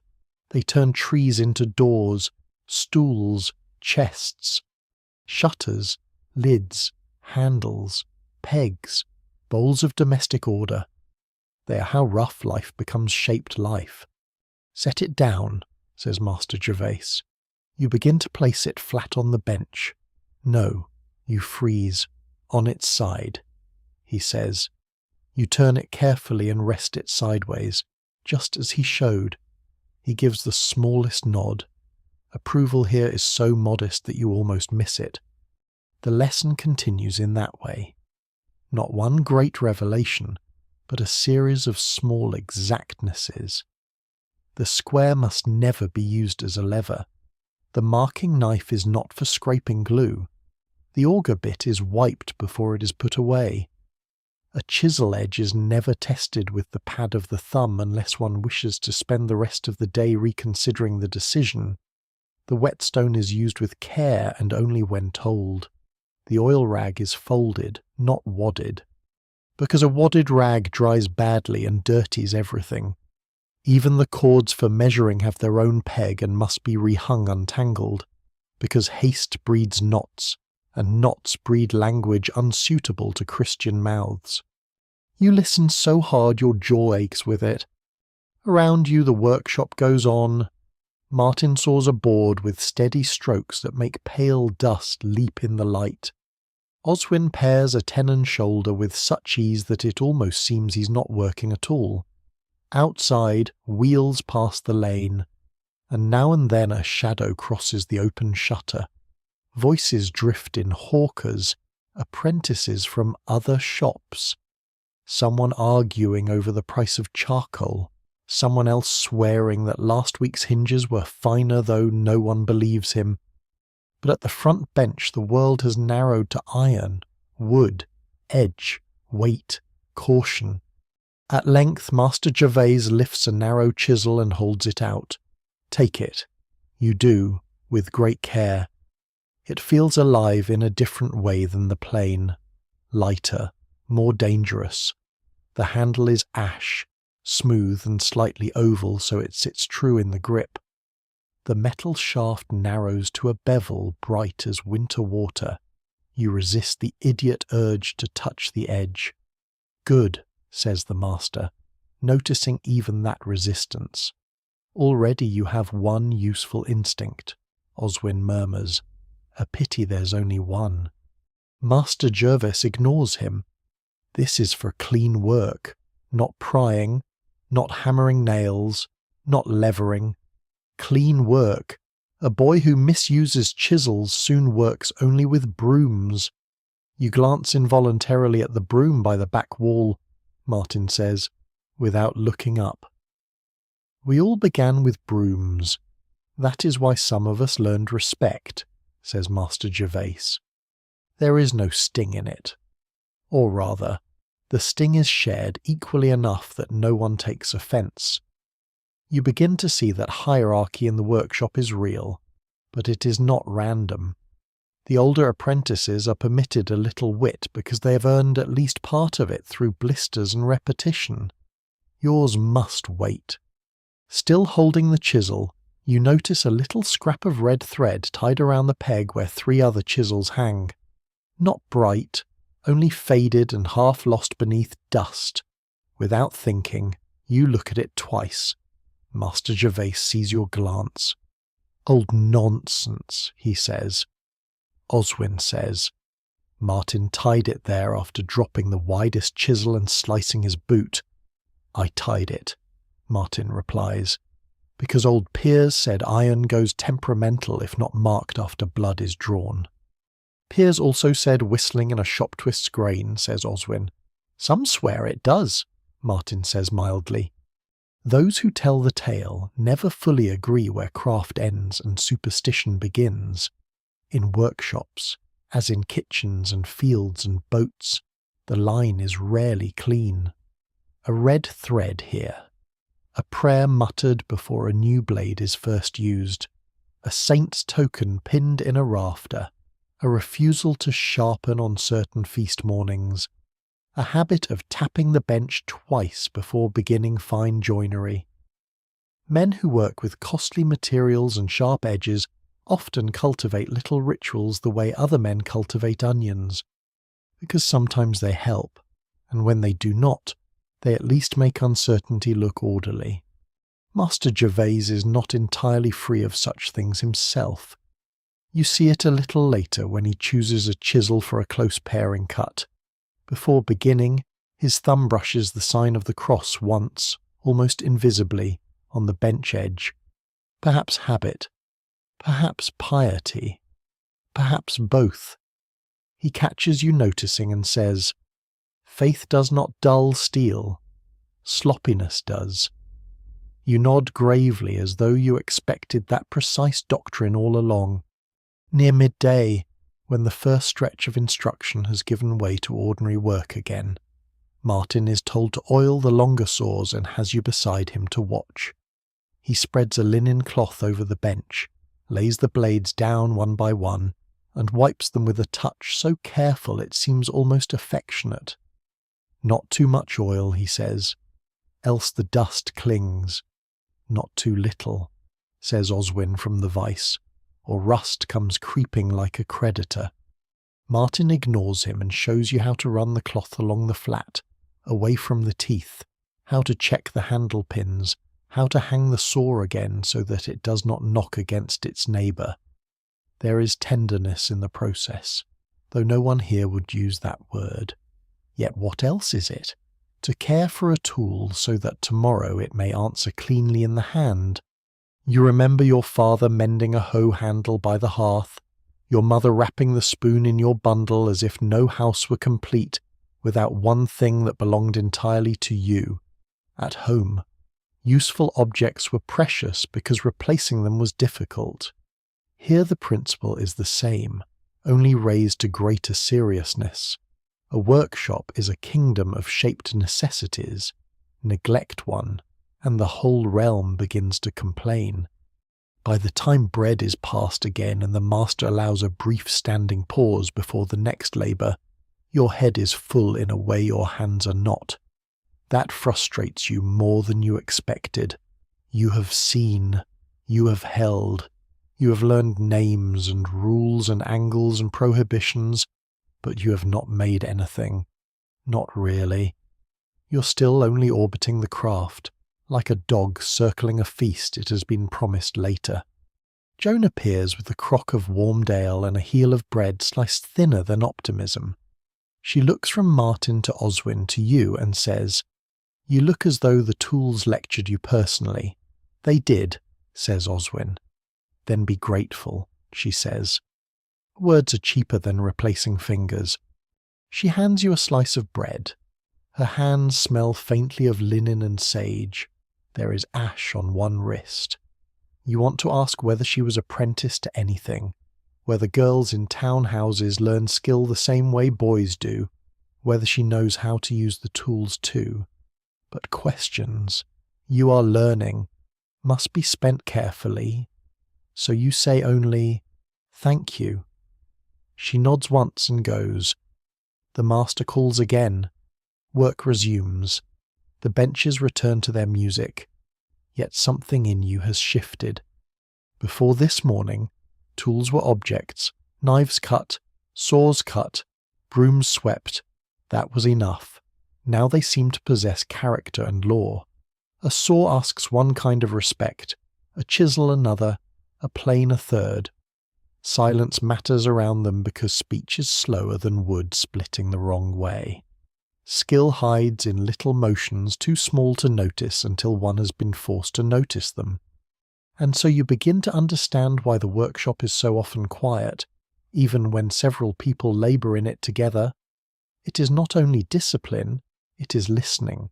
Listening to grain, to blade, to fit, to the difference between a clean stroke and a foolish one. In that silence the tools speak more plainly than masters. By the time the bell outside marks the next hour and a stripe of daylight has moved halfway across the front bench, you no longer feel quite so much like a boy dropped at random into other people's work.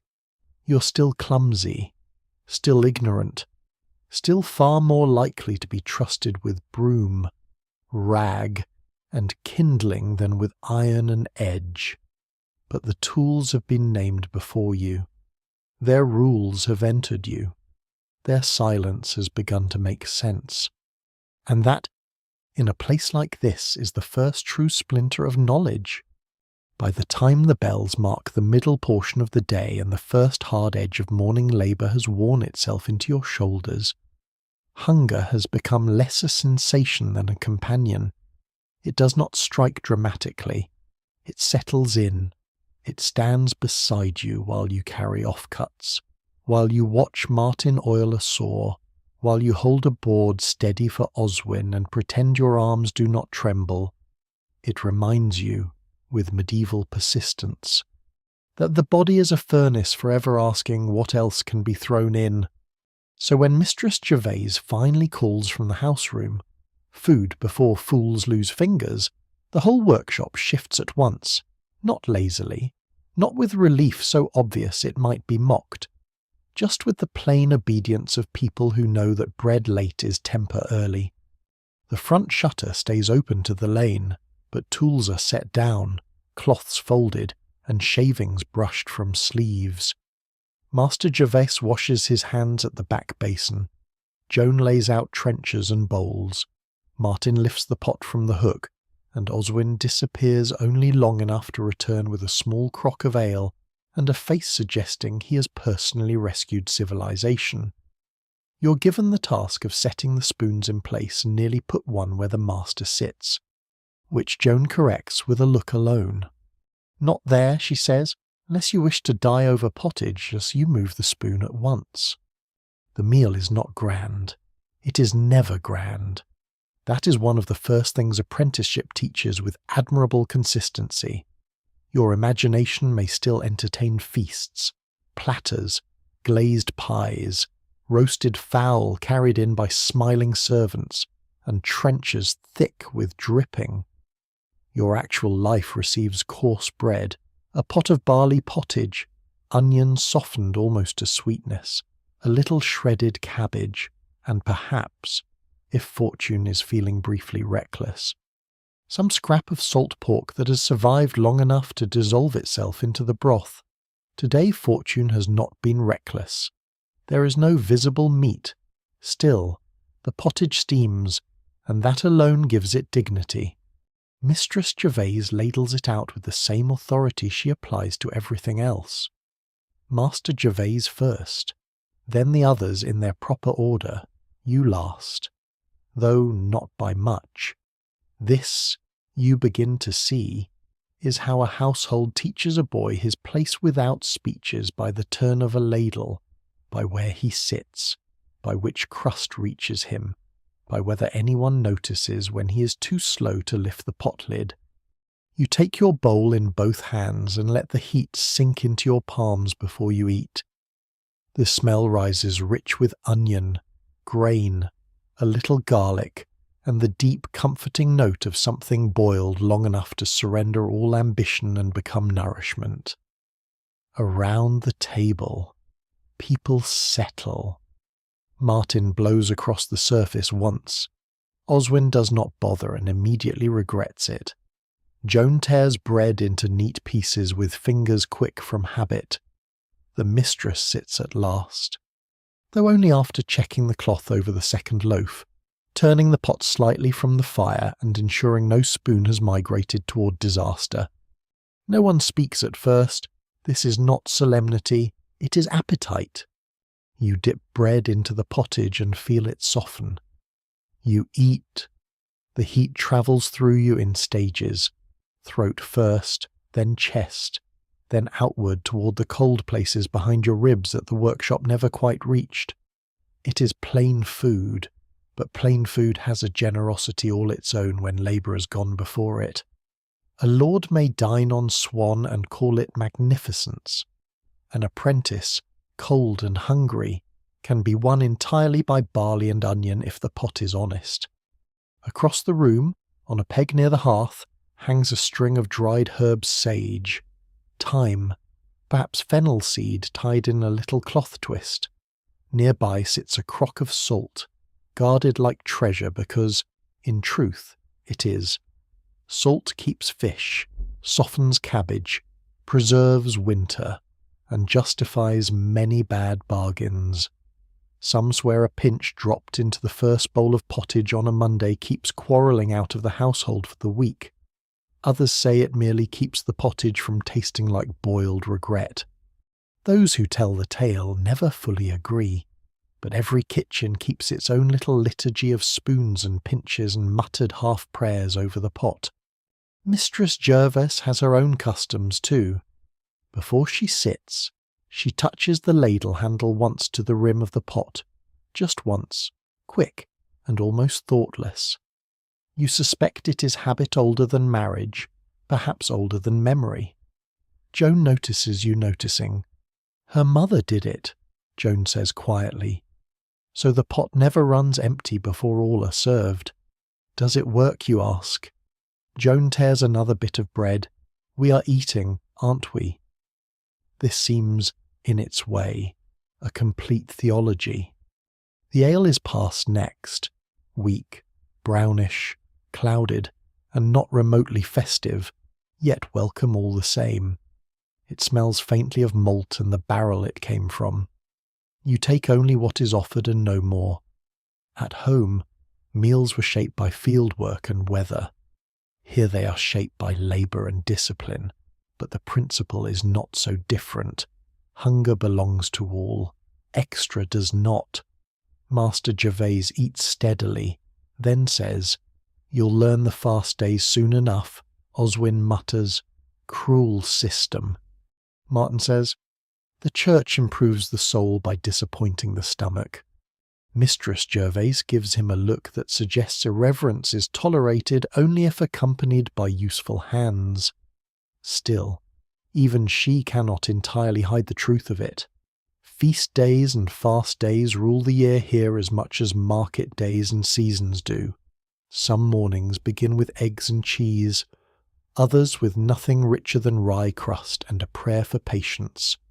On Fridays, fish if it can be had.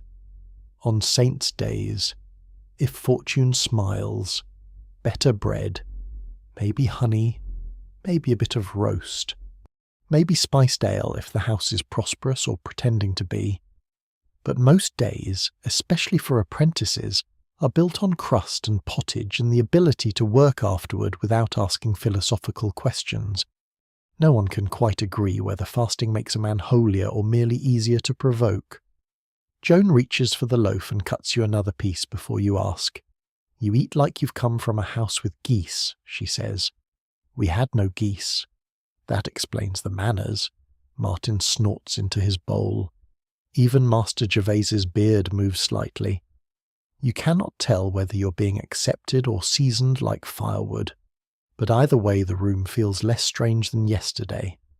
At the edge of the hearth lies a little packet wrapped in cloth. Later, when Mistress Gervais rises to refill the pot with water for the evening, she opens it and tips in a pinch of dried marjoram and another of ground mustard seed. Just enough to scent the next meal, not enough to waste. You had not imagined much seasoning in ordinary food before coming here, but now you see that medieval kitchens know the value of small mercies: onion, garlic, sage, parsley when in season, leeks, mustard. A whisper of ale in a stew, a scraping of cheese into broth. Hunger may be common, but so is the desire to trick it into feeling loved. You finish your bowl and wait, uncertain whether to ask for more. Martin sees this and says quietly, "You hold the bowl out only when the mistress looks your way." You do, and she does, and your portion is deepened with another ladle, a little thinner now, drawn from nearer the bottom, still hot, still glorious.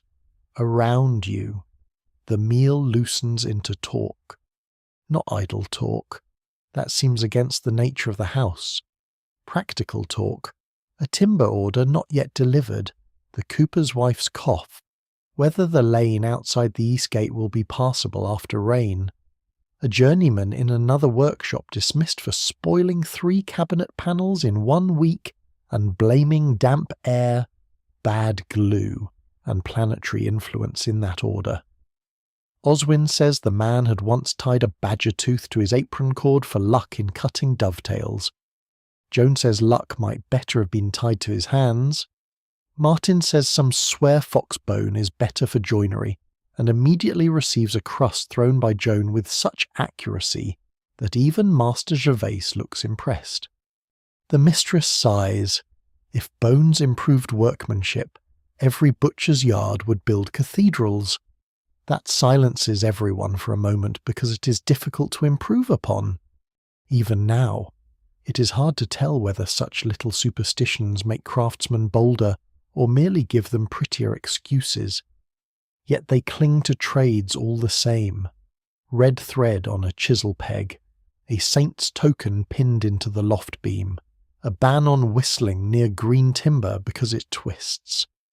Bread never cut upside down on a Monday. The first shaving from a new board burned, not swept, so the work goes clean. You begin to understand that in a world where wood warps, fires fail. Disease wanders through streets, and apprentices routinely mistake beams for open air. Certainty is too expensive not to be decorated with custom. When the bowls are emptied, the prayer comes, brief, familiar, not theatrical. Master Gervais bows his head, the others with him, and you follow. Spoon still warm in your hand. Thanks for food, thanks for labour, thanks, perhaps, that no one has died before noon. Medieval gratitude is often pragmatic. Then the meal ends as quickly as it began. You would have lingered if allowed. Apprentices are not allowed. Bowls are scraped, crusts saved, spoons gathered, Joan stacks trenchers. Mistress Gervais covers the remaining loaf and hangs the cloth higher from curious mice and more honest boys. Oswin lifts the ale crock. Martin carries the emptied pot back toward the hearth. You reach to help and nearly take the wrong end. Cloth first, says Joan. You wrap your hand and lift properly.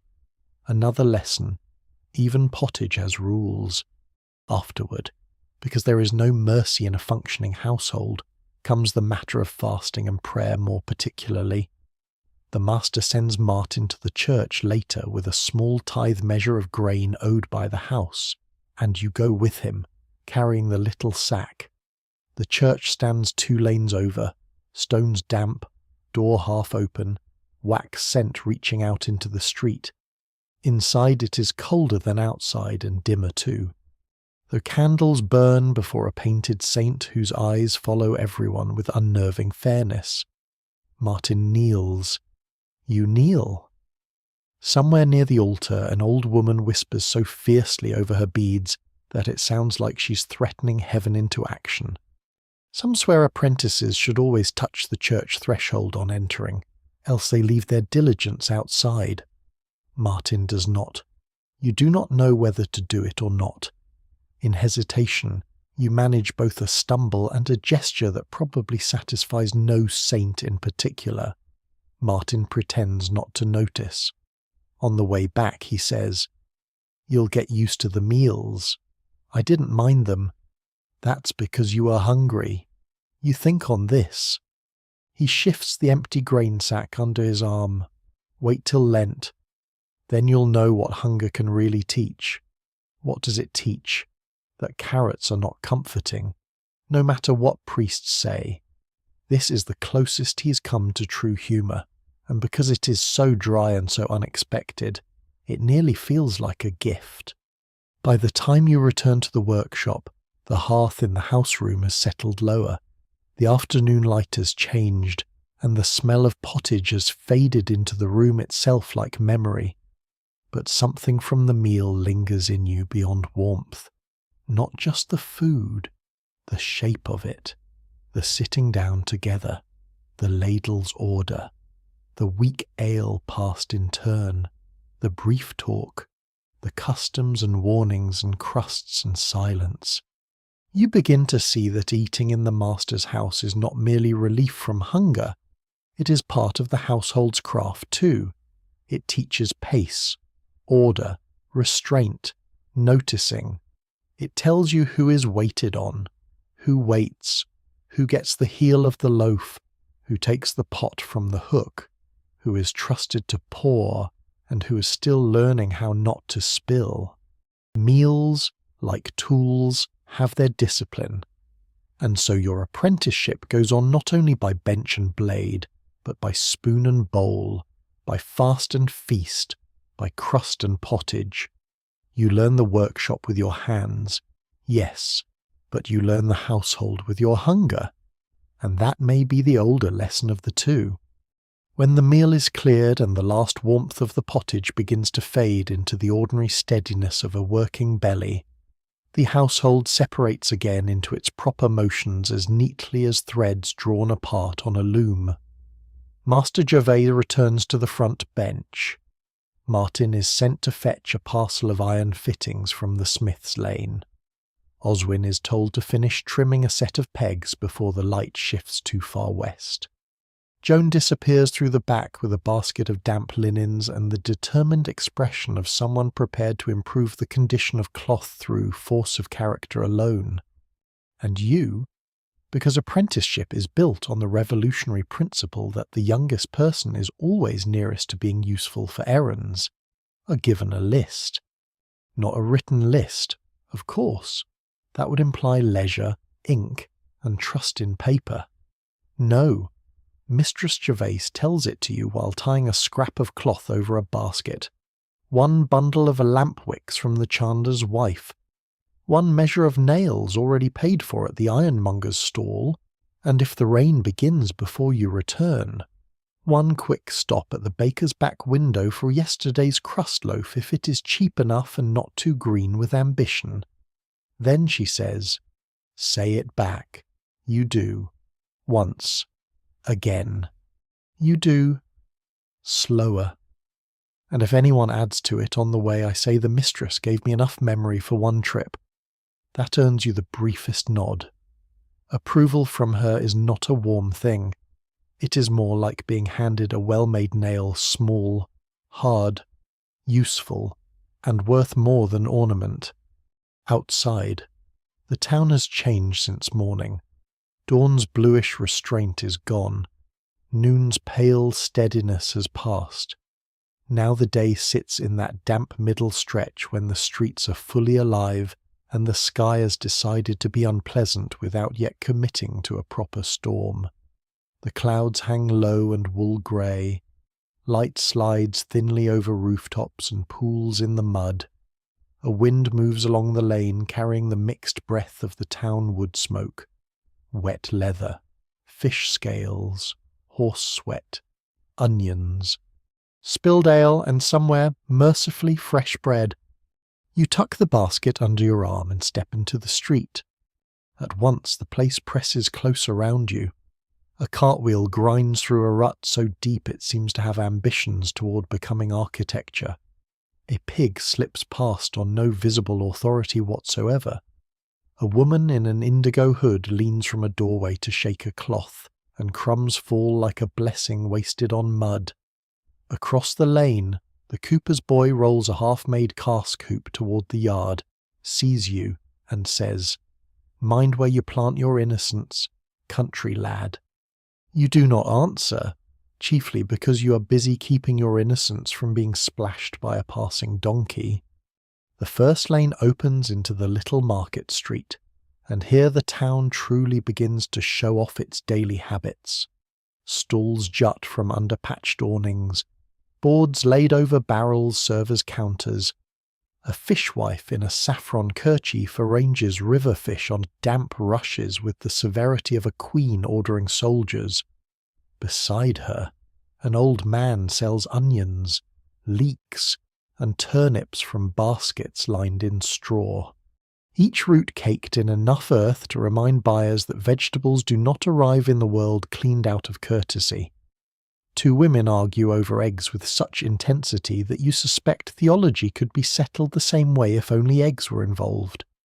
You keep close to the wall, not because it is cleaner, it is not, but because it lets you move without being swept into every transaction.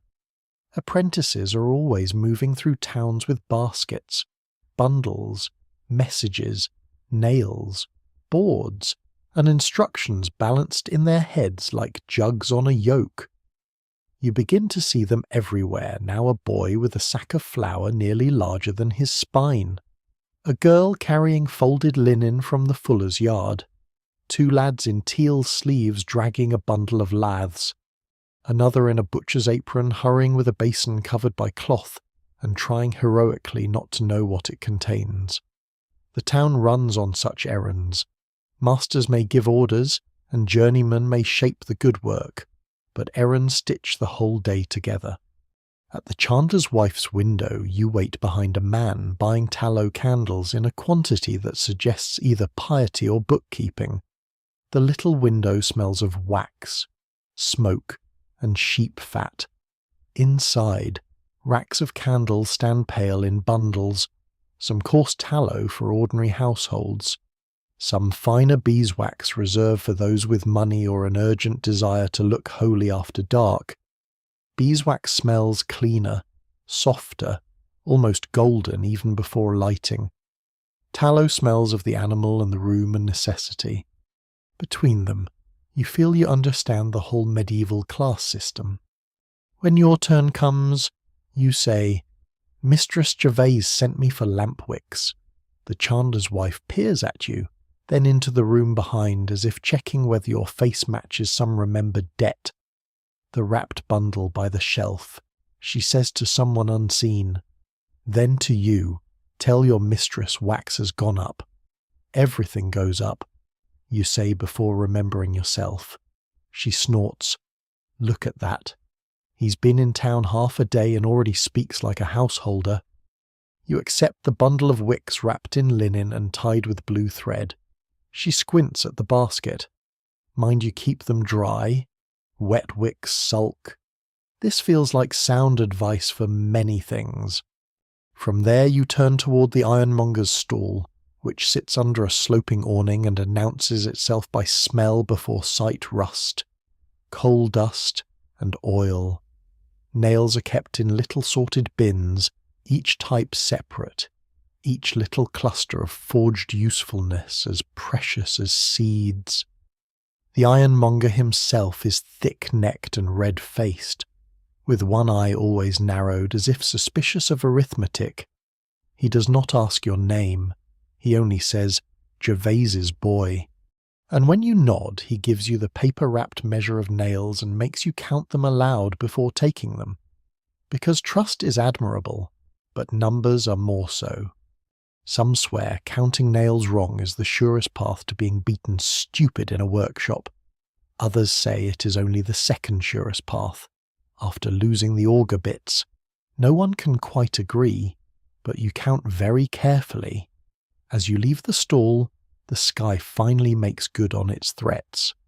Rain begins not dramatically, but with a fine needling drizzle that turns every surface in the market brighter and meaner at once. Cloth awnings darken, dust becomes paste, shouted prices sharpen as though rain itself improves the appetite for quarrel. You pull your cloak closer and think of the baker's back window. A cheap crust loaf would be welcome, a soggy cheap crust loaf less so. Still, Mistress Gervase said, if the rain begins, it has begun. An errand is an errand. You cut through the lower lane where the drainage is worst, immediately discovering that drainage in a medieval town is often a matter of philosophy rather than engineering. Water runs where it pleases, mud takes hostages. A cart splashes so wide you feel droplets strike your boots, your hem, and possibly your soul. Under an eave, a man with a bundle of pilgrim badges pinned to a strip of leather is trying to interest passers-by in saints they do not currently need. Little pewter shells, tiny ampullae, crossed keys, little riders, little shrines. Some swear a badge bought in the rain protects you from arg if worn under the shirt. Others say it merely proves you had coin when you should have bought bread. Those who tell the tale never fully agree, but the badges gleam dully in the wet and look, for a moment, almost convincing. At the baker's back window you stand with 3 others already waiting, a widow with a basket, a servant girl from a merchant's house, and a boy younger than you whose apron declares him attached to somebody's kitchen, and whose nose declares he has recently lost a fight with yeast dust. The window opens only a crack. A hand appears. Crust loaves are discussed as though they are jewels. Prices named. The widow gasps at it on principle. The servant girl pays anyway. When your turn comes, you say, if it is yesterday's and not too dear. A loaf appears hard, dark, not fresh but respectable. You think of pottage, of soaking, of supper. You think of Mistress Gervaise's eye on waist and nod. Coin changes hands from the little purse she entrusted, and you tuck the loaf under your cloak like contraband from a more fragrant world. By now the rain has thickened enough to alter the whole market's mood. Merchants pull goods farther back under cover, housewives hurry, apprentices run in bursts between shelter and necessity. The bells from the church ring another hour through the wet air. Muffled and near, across the square, the toll-keeper at the gate table has drawn his hood up, but continues his work with the grim perseverance of mildew. There are market tolls on carts, tolls on goods entering, tolls on ale, tolls on hides, tolls that appear in one season and vanish in another depending on which official recently married or borrowed unwisely. Town life, you are learning, is built not only of craft and faith but of 100 small authorized annoyances. On your way back, with basket wicks, nails, and loaf all threatening in different ways to become damp, you take shelter for a moment beneath the overhang of a cloth merchant's stall. The merchant himself is busy telling a customer that saffron dye proves refinement and not merely the desire to be noticed in rain. Beside the bolts of cloth hang the little charm made from knotted red thread and 3 hazel nuts, perhaps against moths, perhaps against debt, perhaps against customers who squeeze the fabric and then buy nothing.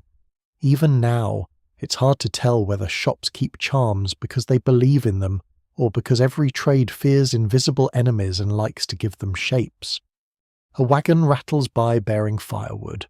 Behind it comes a pair of monks under cloaks blackened dark by rain, one holding his hem clear of the mud with an expression of patient failure. A girl with eels in a tub elbows past. A hound shakes water onto everyone nearby and achieves universal hatred in an instant. Somewhere, someone begins singing under an awning, not well, but with commitment. The town in rain is less handsome than in clear weather, but somehow more itself. Everything smells stronger. Leather horse, pitch, bread, wet wool, gutter water, rosemary from some cookshop door. Everything shines. Everything complains. When you reach the workshop lane again, you are wet at the hem, damp at the shoulders, and absurdly proud that the basket's contents are mostly dry. Joan meets you at the back door, takes one look, and says, "You remembered all of it." Yes, all of it dry nearly. She lifts the wicks, checks the nail packet, taps the loaf, and says, "That counts," which in this house sounds a great deal like praise. Mistress Jervis takes the loaf and sets it high. The master opens the nail packet, counts once with the speed of a man who can tell if iron has gone missing by sound alone, and says, "Good." Martin takes the wicks. Oswin, from the bench, says, "So the city did not eat him after all. It considered it," you say. That earns a brief look from Martin which, on him, is practically applause. You hang your damp cloak by the back hearth and stand a moment letting the warmth creep into you again. Outside, the rain goes on pattering against shutters and yard boards. The market will continue in it, though muddier and more argumentative. The toll-keeper will still count. Housewives will still bargain. Apprentices will still hurry through alleys with baskets clutched under cloaks. But you are back now in the workshop, with the smell of oak and iron around you, and the errands have done their quiet work. Because it is not only nails and wicks and bread that you have carried back. You have carried the town itself a little closer, its gossip, mud, prices, bells, cheats, bakers, charms, rain-dark cloth, fishwives, pilgrims' badges, and wet stones. You have walked through the wider life that presses against the workshop walls and feeds it, annoys it, taxes it, and keeps it alive. And for the first time, returning through that back door with the basket under your arm, you feel not like a visitor wandering a noisy place, but like one of the many small moving parts by which the town keeps itself stitched together. That, perhaps, is what the errand was really for. The rain does not stop all at once. It tires of itself gradually, as if even weather in a medieval town must eventually pause for breath. By late afternoon it has softened from a steady grey curtain into a fine dripping from eaves, awnings, and gutter spouts, leaving the lanes slick, the workshop threshold muddy, and the whole world outside washed into darker colours. Indoors, the light has changed too.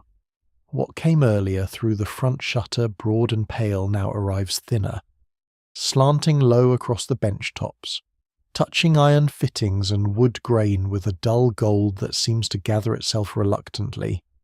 The day is beginning to turn inward. That is when the lessons deepen.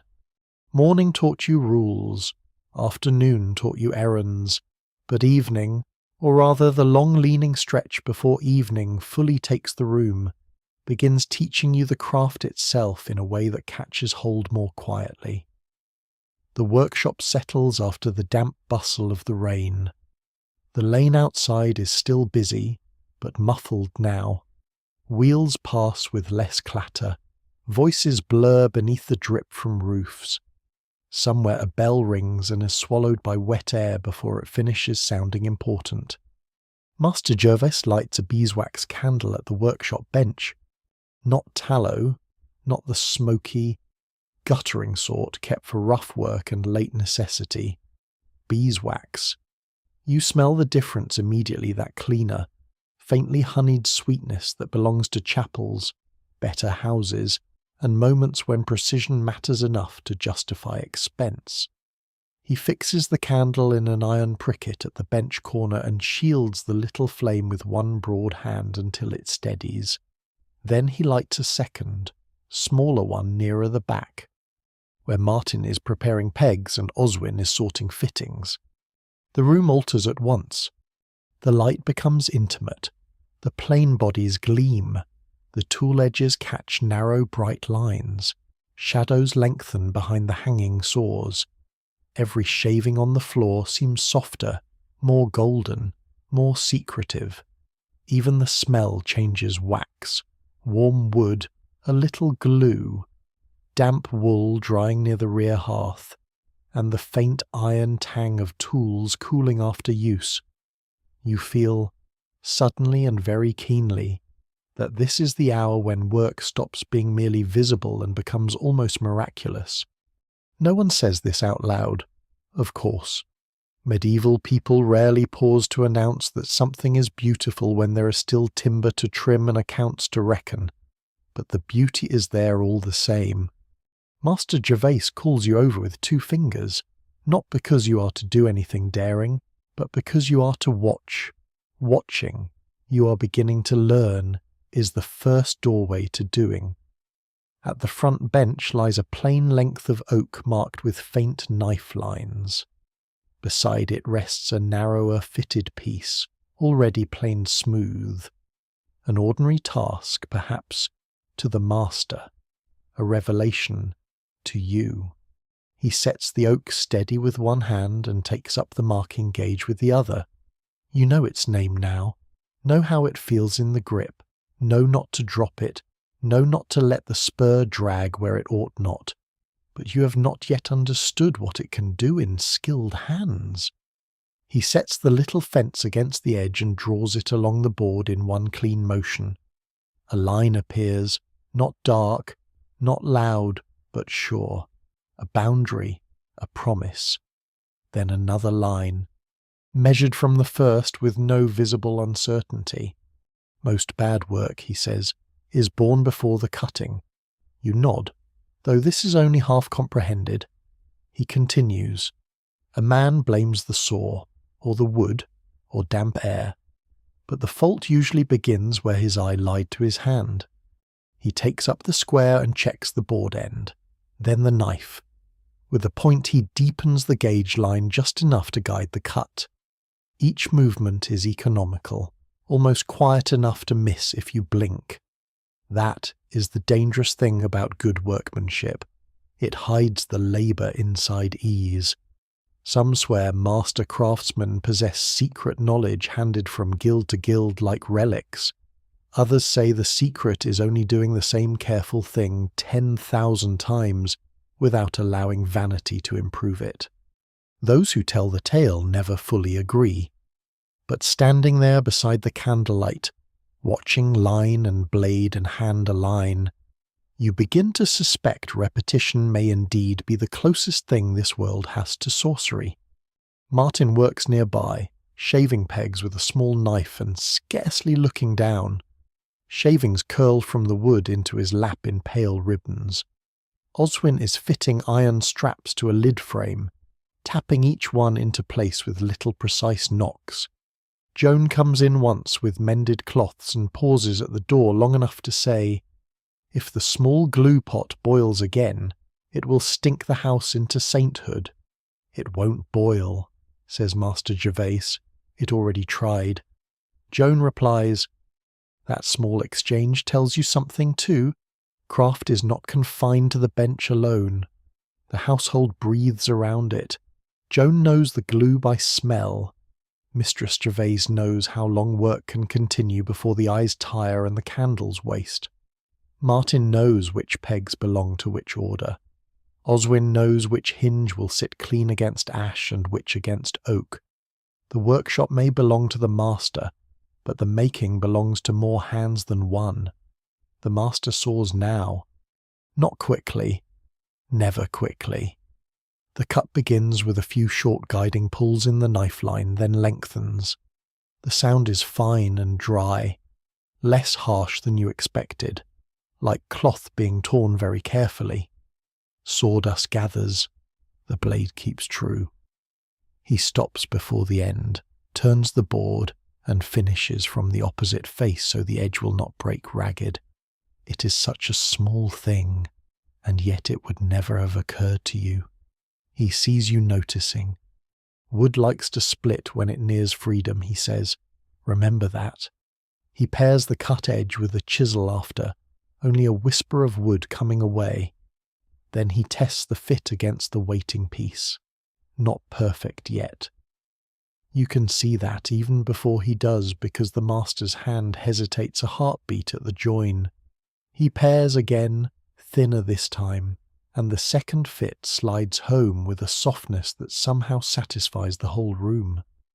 There is no applause, no exclamation, only the tiny sound of wood settling where it belongs, and yet you feel it like a bell inside the ribs.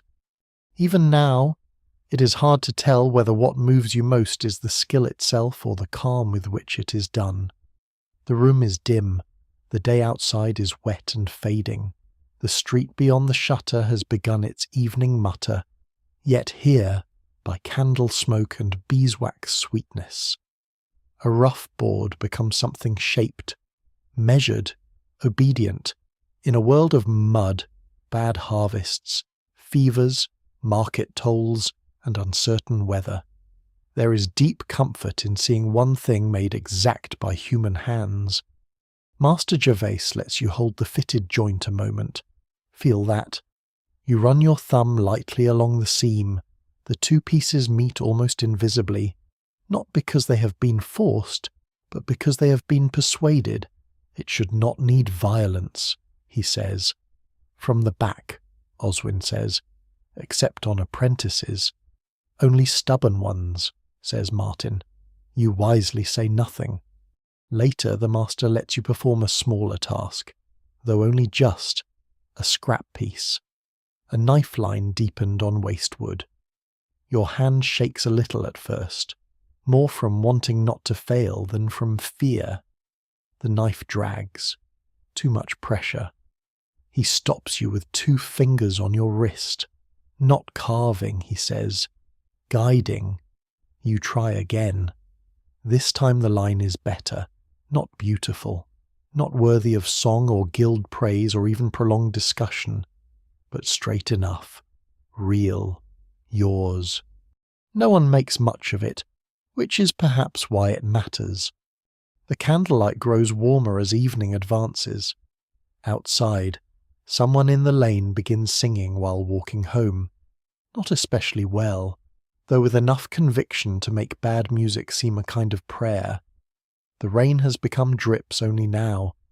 A cart passes slower than before. Somewhere farther off, bells mark vespers, and from the church direction the sound of chanting slips faintly over the roofs, half lost in damp air, in another house, another workshop.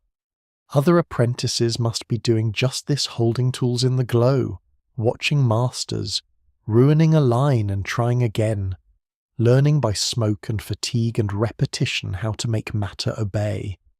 Joan returns once more with a folded cloth and stops behind you long enough to watch your second knife line. Crooked, she says. You feel your stomach drop. Then she adds, less crooked than the first, and walks away. This, too, you suspect, is praise. When the small glue pot is warmed again near the brazier, the scent changes in the room sharp. Animal, not pleasant, but full of purpose. Master Gervais brushes a little along a joint, clamps it, and sets it aside. He explains while he works, not in lecture, but in fragments you must catch and keep. Glue too hot weakens, too cold thickens. Oak drinks differently than pine. Wax dripped near a seam now will curse whoever must mend it later. A joint fit badly cannot be prayed into honesty. These things fall from him as naturally as breathing, and you gather them greedily, because you are beginning to understand how much of apprenticeship lies in collecting such fragments before they blow away. Some swear a shard of saint's relic tucked beneath a workbench blesses the making of good furniture. Others say sound joinery is blessing enough. Yet at the back beam above Martin's bench you notice a little bit of metal pinned there, perhaps a pilgrim badge, perhaps the broken edge of one. It catches the candlelight once, faintly. Whether charm or keepsake or mere scrap, it belongs to the same world as all the rest. The world where faith and labour share walls and rarely trouble to distinguish themselves neatly. At last Mistress Gervais appears in the doorway and says, "Enough. If you all keep going, you'll plane your thumbs next." There is a moment's stillness after that. Then the room exhales. Tools are set down, candle wicks are checked. The master covers one flame with the little brass snuffer, but leaves the other for tidying. Martin hangs the square. Oswin wipes the iron straps and lays them in order. You gather the curled shavings fallen near the glue pot and carry them to the dry box, handling them now with the new understanding that even waste has rank in a workshop. The spell, if it was a spell, begins to loosen. Yet it does not entirely vanish, because even while the room turns back toward ordinary evening, something has remained in you. Not skill, not yet, but sight. The sight of line, edge, fit, patience, and candlelight. The sight of roughness becoming rightness through measured acts. The sight of a trade revealing itself not as brute effort alone, but as a chain of small exact mercies performed by hand. When you climb the loft ladder later, the smell of beeswax still follows faintly in your sleeve. Your fingers carry traces of wood dust and warmed glue. Your head is full of gauge lines, joint seams, knife edges, and the strange peace of watching someone make a thing well. And lying there in the dark under the low beam, listening to the house settle and the town outside soften into night, you begin to understand why boys endure the fetching, the sweeping, the cold water, the scolding, and the crusts, because now and then by candle smoke, the craft opens a little, and when it does, it looks very much like wonder. The next morning does not arrive so much as resume. One moment you're in the loft under the beam with the smell of beeswax still somewhere in your thoughts, and the next you're being dragged back into cold, dark, and the rough company of blankets that have entirely failed to improve overnight. Martin is already moving. Oswin mutters something that may be a prayer or a complaint, though in this house the distinction is often too subtle for sleepy ears.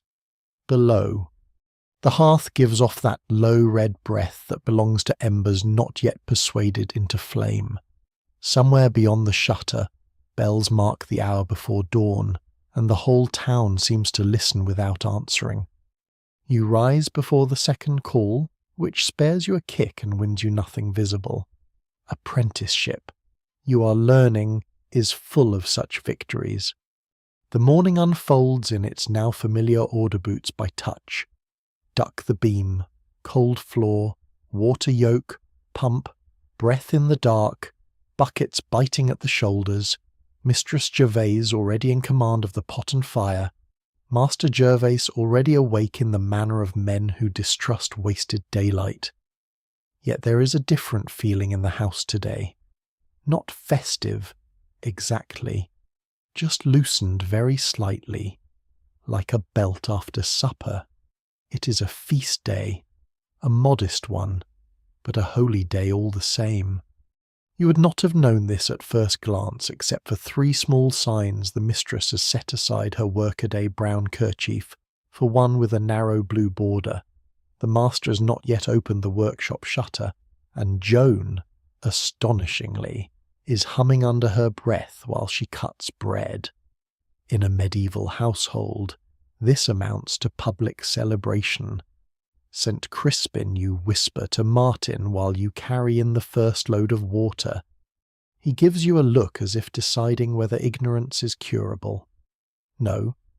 Then who St. Dunstan, says Oswin from the ladder, not because he is generous, but because he enjoys being the one who knows, or at least that's who the church is using this week.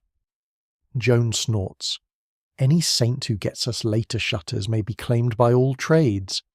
Those who tell the tale never fully agree how many feast days the year truly contains, because it depends on whether one counts local saints, guild devotions, abbey observances, royal commemorations, and the creative mathematics of priests who prefer not to work too hard after dinner. But everyone agrees that a feast day, even a small one, changes the air of a household. Work does not vanish, nothing so dramatic, yet it bends. It allows room for church, a better meal if one can manage it. Perhaps an hour of idleness disguised as piety. The workshop still opens, but later. Sweeping must still be done, water still fetched, bread still cut. Yet the master does not begin with measuring and cutting. Instead he checks the benches, nods once to the order of the tools, and says, "Church first, then work enough to keep from turning pagan." This seems, in town terms, a generous compromise. You go with them through the damp lane while morning is only just beginning to show itself in the sky. The rain of yesterday has washed the stones clean enough to gleam. Water still drips from gutters and overhangs. The market street is thinner than usual, though not empty. A baker's apprentice runs past carrying a tray under cloth. 2 women with covered baskets move toward the church door. A butcher in an apron, clean only by comparison, stands outside his shutter and scratches his beard as if holiness must wait until he has settled his relationship with the weather. The church is fuller than yesterday. Candles burn before side altars. Wet cloaks steam faintly in the close air. The smell is layered and deep beeswax, old stone, damp wool, a trace of incense clinging from some earlier, grander observance, and the human smell of a town trying to behave itself under painted saints. Light from the windows is thin and coloured, falling over shoulders, veils, caps, bowed heads, carved pillars. You stand where Martin indicates and try not to stare too much at everything at once. The service rolls over you in a language you only partly understand. Latin rises and falls from the chancel, and the responses come from the townsfolk like old pathways worn by many feet. Some know the words, some know only when to kneel, cross themselves, stand, bow, or look grave. Master Gervais is in the second sort. You think not irreverent, but practical even in prayer. Joan, by contrast, mouths every response. Oswin closes one eye now and then, as if weighing doctrine against sleep. Martin stands with the grave, tired attention of a person who has learned that stillness itself is useful. You kneel when they kneel and stand when they stand. At one point you're too slow and Joan catches your sleeve without even looking at you, pulling you upright just before you remain embarrassingly devout in the wrong direction. It is mortifying. It is also kind. At the side altar, a little ironworker's guild candle burns before a saint you suspect has been adopted more for convenience than strict theological relevance. Someone has hung a tiny horseshoe beneath the niche. Nearby a carpenter's token, carved in wood, lies among wilted rosemary and dried flowers. Some swear guild altars bring better luck in trade if a coin is slipped there quietly before market season. Others say they chiefly make the saints aware of how much merchants complain. Even now, it is hard to tell where devotion ends and professional anxiety begins. When the service is done, the church spills the town back into the daylight in murmuring clusters. Outside, bells continue for a little while, as if reluctant to surrender the hour. Children dart between skirts and cloaks. Two old men begin an argument about relic authenticity before they have even reached the gate. A woman touches the threshold stone twice before leaving. Another spits lightly over her left shoulder once in the lane, then walks on as if she has not done it. Feast days do not cure superstition, they simply dress it better. And because no holy morning in a medieval town remains entirely solemn for long, the streets brighten at once with more open life. The market square is not fully in force, but several stalls have appeared. A fiddler near the alehouse door is tuning his strings with the expression of a man attempting to domesticate a hostile goose. A pie seller has set out trays beneath a striped cloth awning. A ribbon merchant arranges saffron, russet, and teal bands with all the ceremony of a bishop laying out relics. The town, scrubbed by rain and sharpened by bells, looks almost cheerful. Master Gervais allows a little drift in the walk home. Not much, just enough that you pass slower through the square and see more than you would on an ordinary morning. A troop of boys has gathered around a juggler throwing apples and wooden balls under the eaves of a guild hall. A woman in a fur-lined cloak buys honey cakes from a baker's widow and pretends not to see the baker's widow overcharge her for the privilege. A pair of travelling peddlers stand by a cart of trinkets, beads, combs, ribbons, knives with horn handles, little pewter saints, and one glass bottle so green and strange it looks like captured sorcery. You would stop. Of course you would. But apprentices are tied to their households by invisible cords stronger than hemp. You linger half a heartbeat too long, and Master Gervais says, without even turning, if wonder slows your feet, wonder will carry the firewood. You hasten at once. Still, the feast day leaves its mark. Back in the house room, breakfast is improved by degrees so small that only hunger would call them magnificent. A little soft cheese crumbled over bread, ale less watered, and, most astonishingly, a spoonful of honey stirred into the mistress's pot of oats for the younger mouths in the room, which by some miracle today includes yours. The sweetness is so slight it might be imagined, yet it changes the whole bowl. You understand in that instant why feast days remain beloved by the poor. Luxury need not be grand to be deeply persuasive. Oswin, licking honey from his spoon, says, "I could become devout twice a week." "Your soul could not afford it," says Joan. Martin says, "Nor the mistress." Mistress Gervais pretends not to hear, which means she heard very clearly and is choosing mercy. The work that follows is lighter, though no one calls it that. The master lets the front shutter stay open to the street not for customers at first, but for air and observation. He checks a stool joint, resets a hinge pin, and has Martin sort a bin of pegs. Oswin is told to finish polishing a chest hasp. Joan mends a torn workshop cloth while sitting in the doorway for better light, and you are given the highly honourable duty of scraping wax drips from 2 old iron candle prickets so they may be used again without looking like they have survived a siege. This turns out to be more delicate than expected. Too hard a scrape and the iron gouges, too light and the wax only sulks. Yet there is something soothing about it, sitting near the open shutter while the town moves outside in damp brightness. A piper now and then attempts a tune in the square. Bells return faintly from another parish. From the lane come bursts of conversation, hoofbeats, a child laughing, someone calling for eels. Someone else proclaiming ribbons from Rouen with an optimism the goods do not fully support.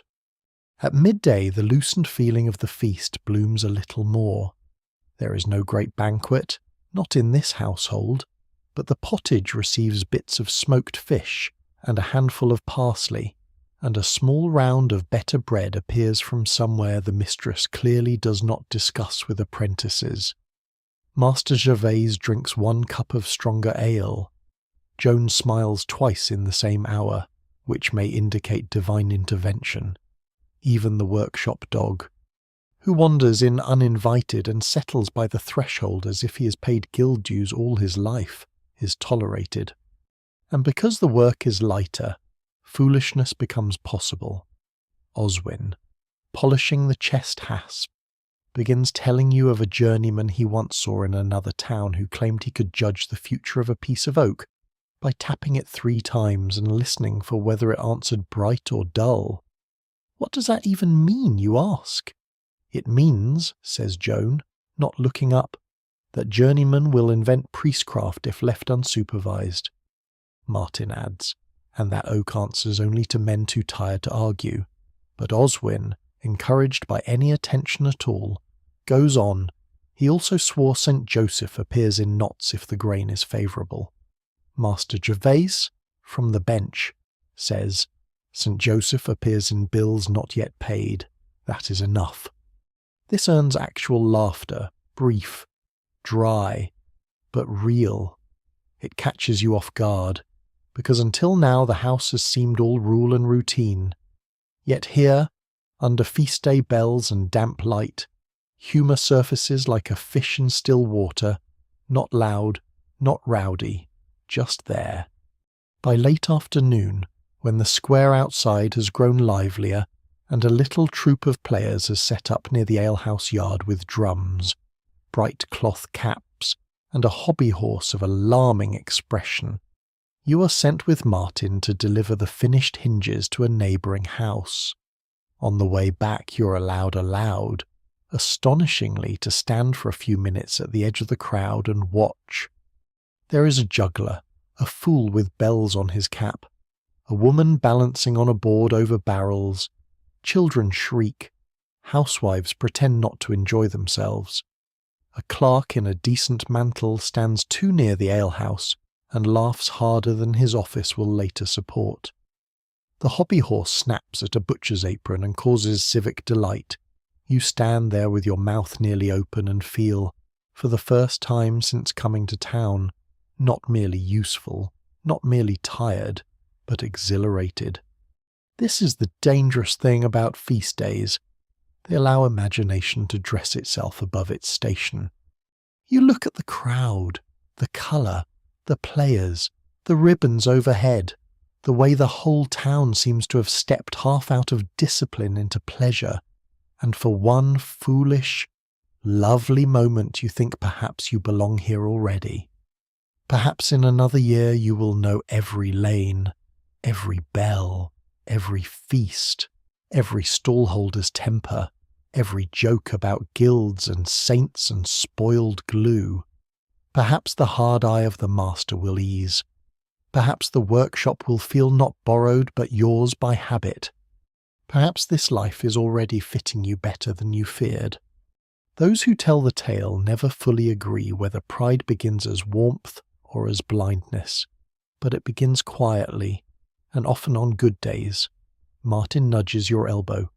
Don't let the music go to your head. I wasn't. You were. You try to deny it, but the denial is weak. He grins, just barely. It passes. On the way back, dusk begins gathering at the edges of the roofs. The feast day players are still shouting. The bells have fallen silent for now.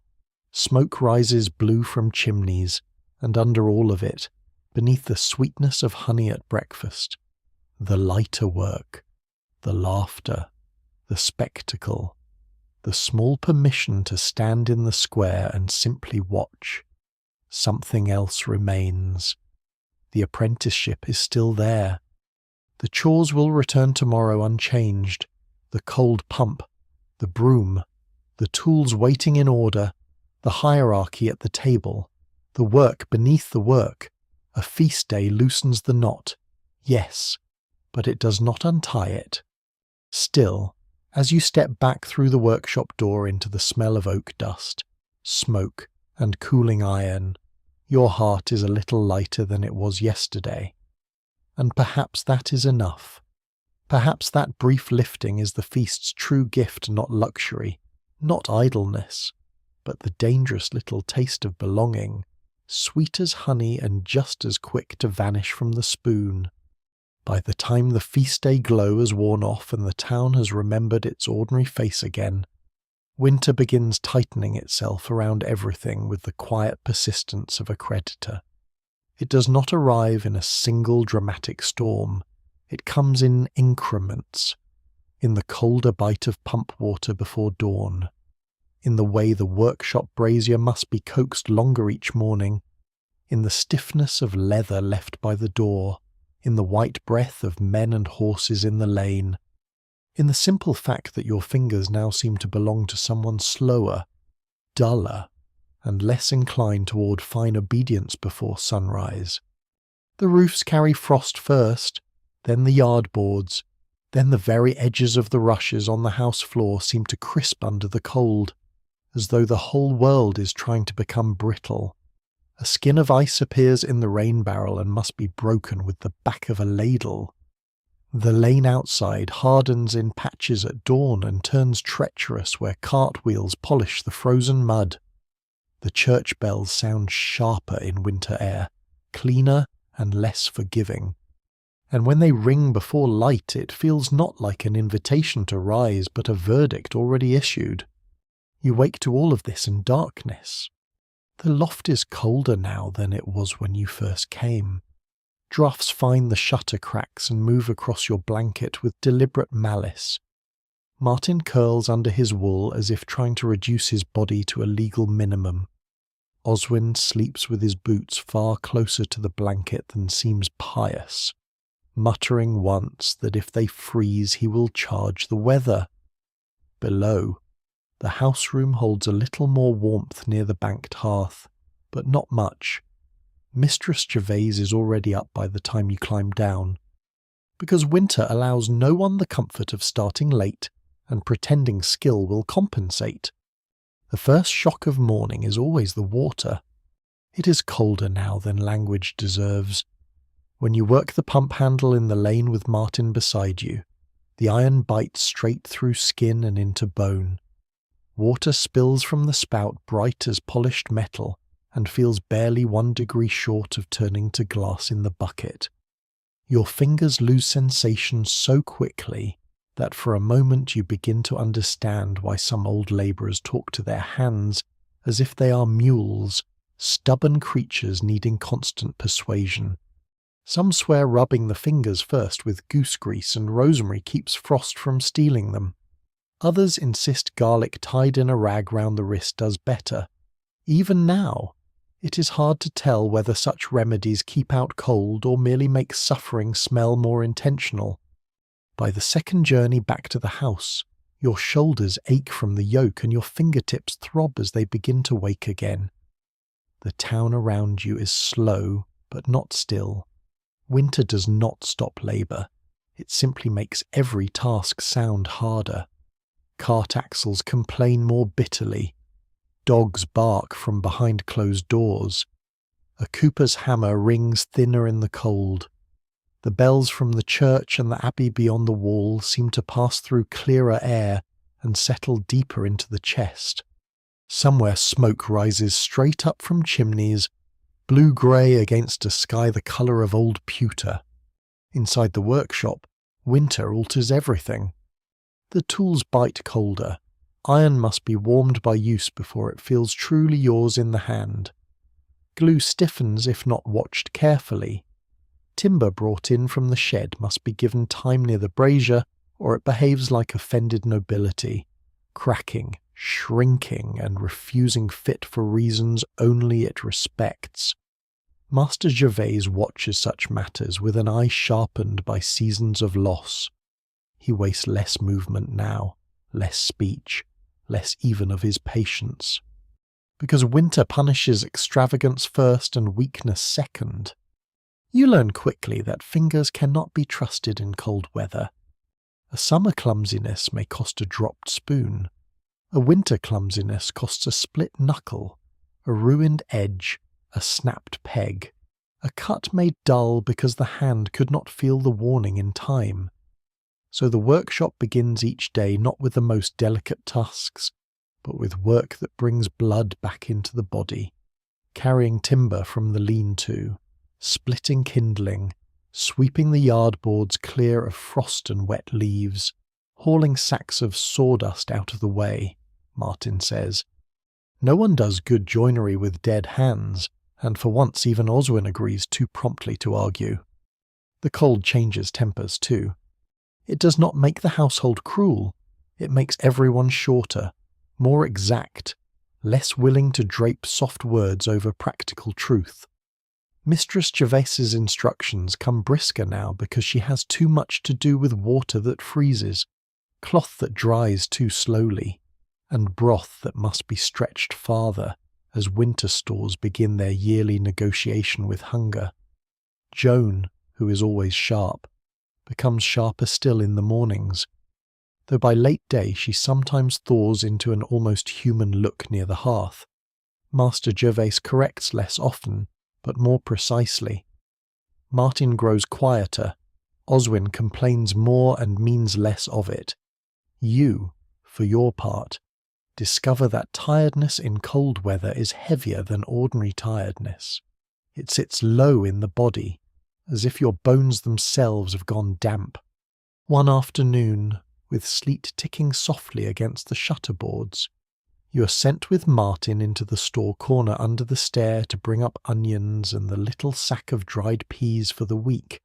There, for the first time, you properly see the winter storehouse of the house gathered in miniature strings of onions hung from beams, a crock of salted fish beneath cloth, a barrel of coarse flour, dried herbs in twists, a jar of honey sealed and guarded as if it were royal treasure, 2 cheeses wrapped and tucked behind a basket so apprentices will not mistake them for public property, and a row of little candles kept in a box with scraps of wax to be remelted.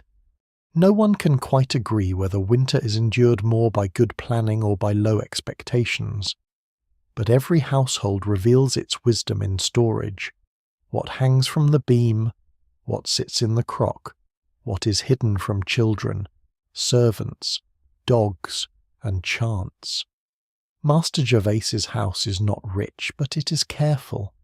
You feel oddly reassured by that. At supper now the meals change. Thicker, when they can be. More often built around peas, barley, onions, cabbage, and whatever preserved thing can be spared. Smoked fish appears more often, though in modest portions. Fresh herbs vanish, dried ones take over. Bread hardens faster in the cold. Ale seems kinder, even weak ale.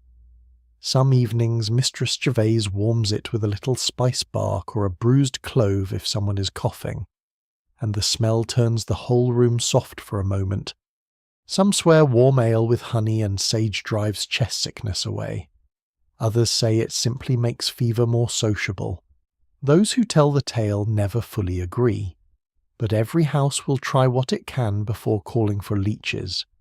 Leeches, as it happens, become a topic when Oswin's fingers crack badly from the cold, and he mutters that they might improve circulation if placed on Martin's head. Joan says, leeches improve many men by removing what they clearly have too much of. Blood confidence. Even Master Gervase laughs once at that, low into his bowl. But the true difficulty of winter is not just cold or hunger, it is repetition under strain. The same pump, the same broom, the same boards to carry, the same joints to fit, the same walk to church in air that burns the nose, the same workshop bench beneath shrinking daylight. Candles now matter more because the sun leaves early and returns late. Every inch of beeswax is watched. Tallow lamps are trimmed carefully. You learn to work by smaller light and greater patience.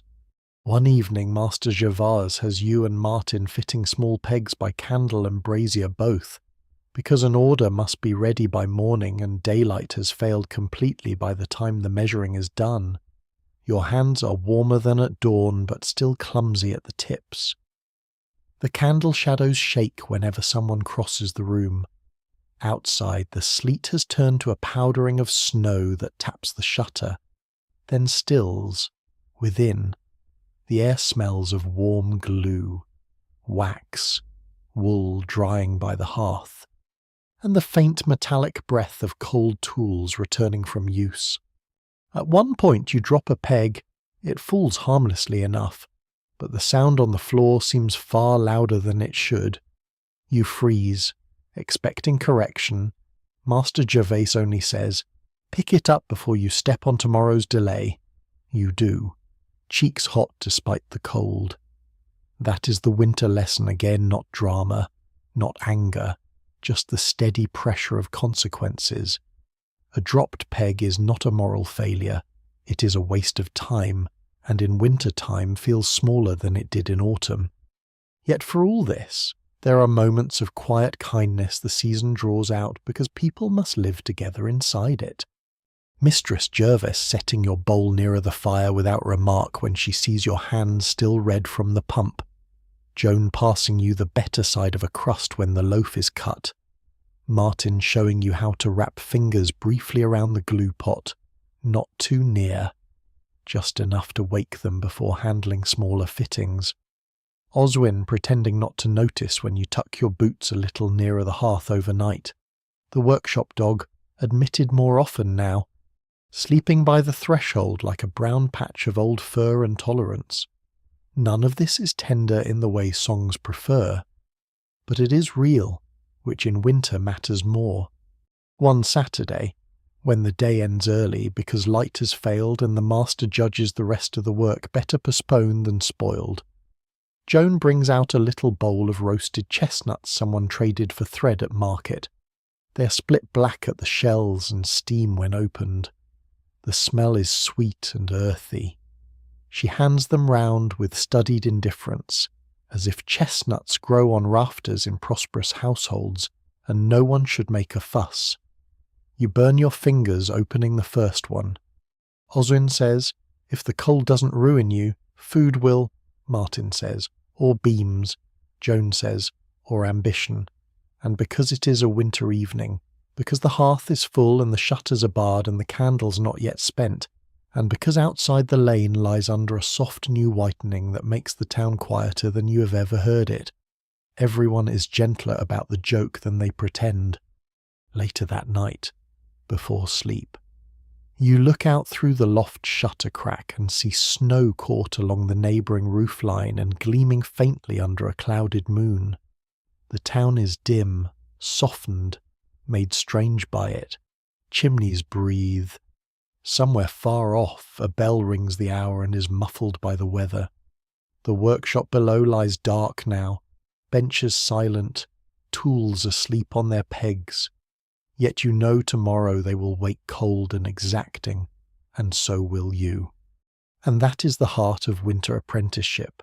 Not heroics, not dramatic misery, just enduring the season's tightening grip one morning at a time.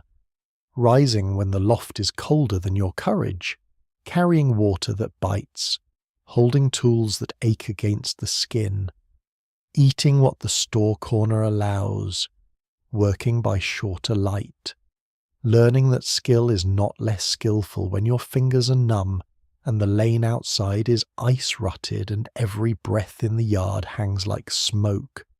Some swear winter makes better craftsmen because nothing false survives it. Excuses freeze, sloppiness shows, weak habits crack. Perhaps that is true.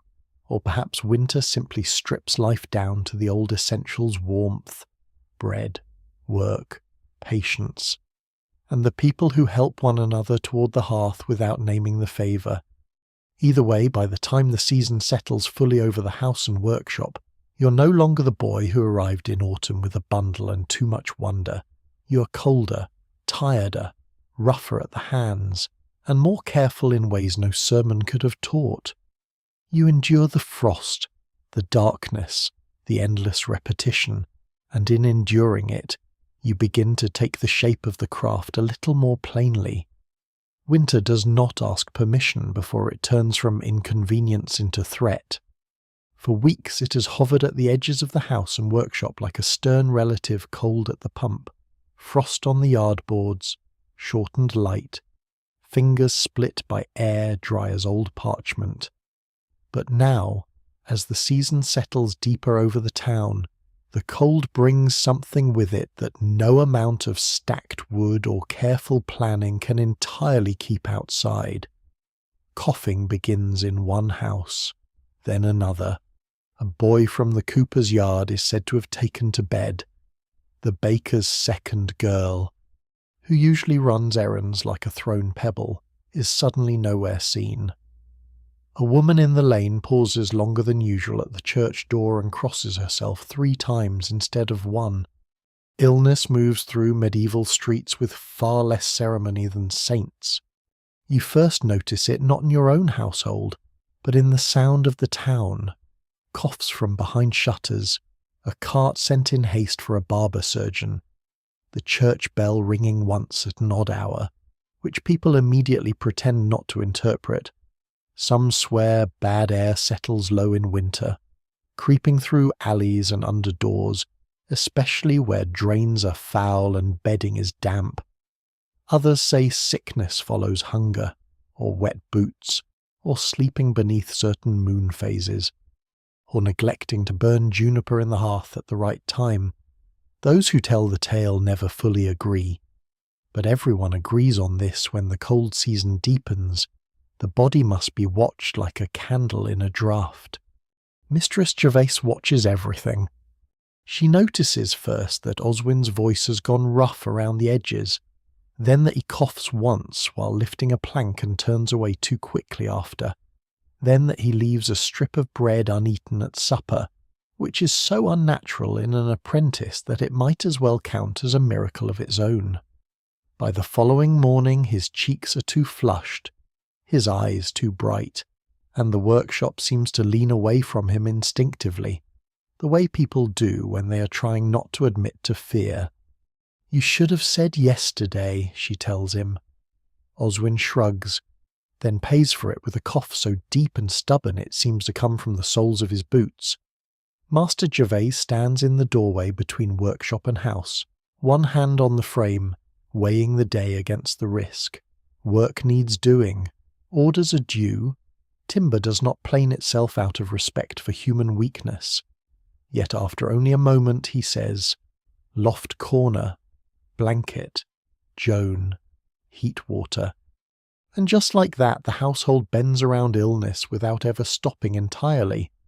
Oswin is sent to the far end of the loft near the shutter, the coldest corner in theory, but the one most separate from the rest.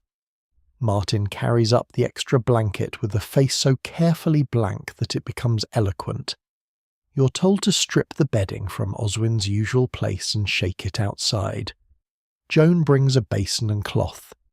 Mistress Gervase reaches for the herb jar, the honey crock, and the little bundle of dried thyme hanging from the beam. All of it happens quickly, because households that survive do not wait for certainty before acting. Even now, it is hard to tell whether fear sharpens people or simply reveals how sharp they were already. The workshop goes on, though altered. One bench is quieter, one voice missing. The tools still hang, the brazier still glows, the master still works, but every sound from the loft makes itself heard under everything else.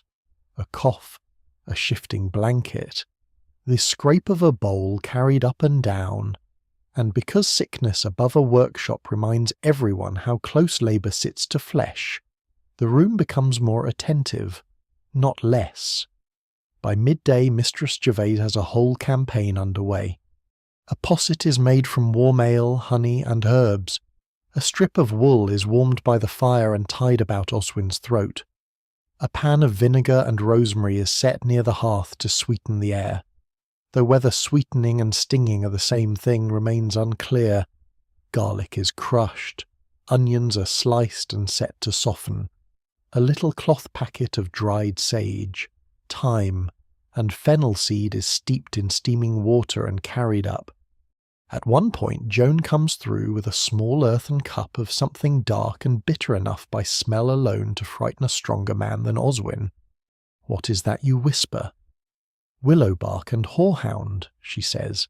"Does it help?" She lifts one shoulder. It tastes serious.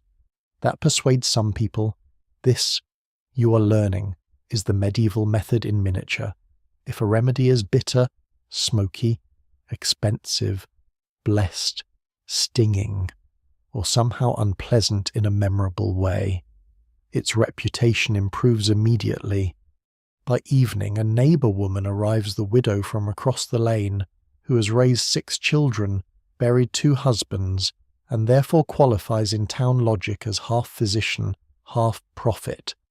She comes in with a basket and no invitation needed, sets it on the table and begins issuing judgments. "He's too warm. Of course he's too warm," says Mistress Gervase. "Not from blankets, from within." The widow nods as if confirming a private suspicion. You must draw it out. With what says Joan. The widow opens her basket like a conjurer. Inside lie dried mint, a little vial of something cloudy, mustard powder wrapped in paper, and ominously a small jar with a cloth tied over the top. Something dark moves within. "Leeches," says Martin, eyeing it. "For if the heat rises," says the widow. No one can quite agree whether leeches cure more illness than they create, but they possess the great advantage of looking decisively medical. The barber surgeon uses them. Monasteries keep them in jars. Wise old women mention them with the confidence of emperors, and when people are afraid, they are easily persuaded by creatures that do not hesitate. Oswin, hearing the word from upstairs, manages to shout weakly, "I'll die first." "That can be arranged too," calls Joan, and continues grinding mustard seed with exemplary calm. In the end, the leeches remain in the jar, which relieves everyone except perhaps the widow, who seems faintly disappointed. Instead, they settle first on the older and more trusted measures: steam, broth, honey, heated cloths, willow bark, mustard plaster to the chest, and prayer. Prayer, indeed, arrives from several directions at once. Mistress Gervais sends you with Martin to the church before dusk to light a candle before Saint Blais, who is held to have some interest in throats and lungs, or at least is commonly bullied into such service during winter illness. The church is dim and colder than ever. The stone a breathing frost. 2 other candles already burn before the saint's niche. One belongs, perhaps, to the baker's family, one to the cooper's. Your own little taper seems humble beside them, but once lit it joins the others without complaint. Some swear the saint listens more closely when several candles are burning at once. Others say saints listen when they like, and candles simply make humans feel less abandoned. Those who tell the tale never fully agree. Martin kneels. You kneel. The wax scent rises. A woman in black near the next pillar whispers over beads so steadily that her voice seems part of the church itself. On the way out, Martin touches the stone threshold with 2 fingers and says under his breath, "For luck. You do that every time you ask.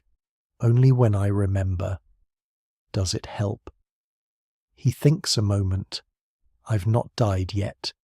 This, in the season, feels like an impressive record. Back at the house, the workshop has been closed early. No one says so outright, but the master knows small joinery done under worry and failing light invites error, and there is enough of both already. The front shutter is barred before full dark. The tools are put up. The brazier is banked. The house room becomes the true centre of life again, a ring of firelight, shadows, herbs, steam, and listening. Oswin sleeps, wakes, coughs, dozes, mutters nonsense, drinks, refuses, drinks again, and is bullied into another swallow of bitter draught. Joan climbs the loft ladder with cloths and comes down with them steaming. Mistress Gervais warms onions in linen and lays them to his chest because some swear onion draws sickness outward through the skin if given enough heat and determination. The widow returns to check his breathing and pronounce him not yet stupid with fever, which is apparently good news. And through it all, the ordinary life of the house continues stubbornly beside the sick bed, because it must. Bread is cut, water fetched, ashes emptied, a stool leg glued and clamped for tomorrow, a bowl washed, the dog fed under the bench. Martin sharpens a blade by the fire while waiting to be sent up again. You're told to turn the drying cloths, keep the herb kettle from boiling too low, and sit where you can hear if Oswin calls. There is no dramatic dividing line between care and labour. They are the same thing, done with different hands. At one point, while the mustard plaster is being mixed, Joan glances at you and says, "If you fall sick, do it after market day." Why? Because the mistress already has enough to manage. Mistress Gervais, without looking up, says, "He'll fall sick only if he's foolish." "So he may yet," says Joan. The joke lands softly in the room, not because anyone is especially merry, but because people need something lighter than steam and coughing to breathe between. By the second day the fever does not worsen. This counts as victory. Oswin's voice returns a little, enough for complaint.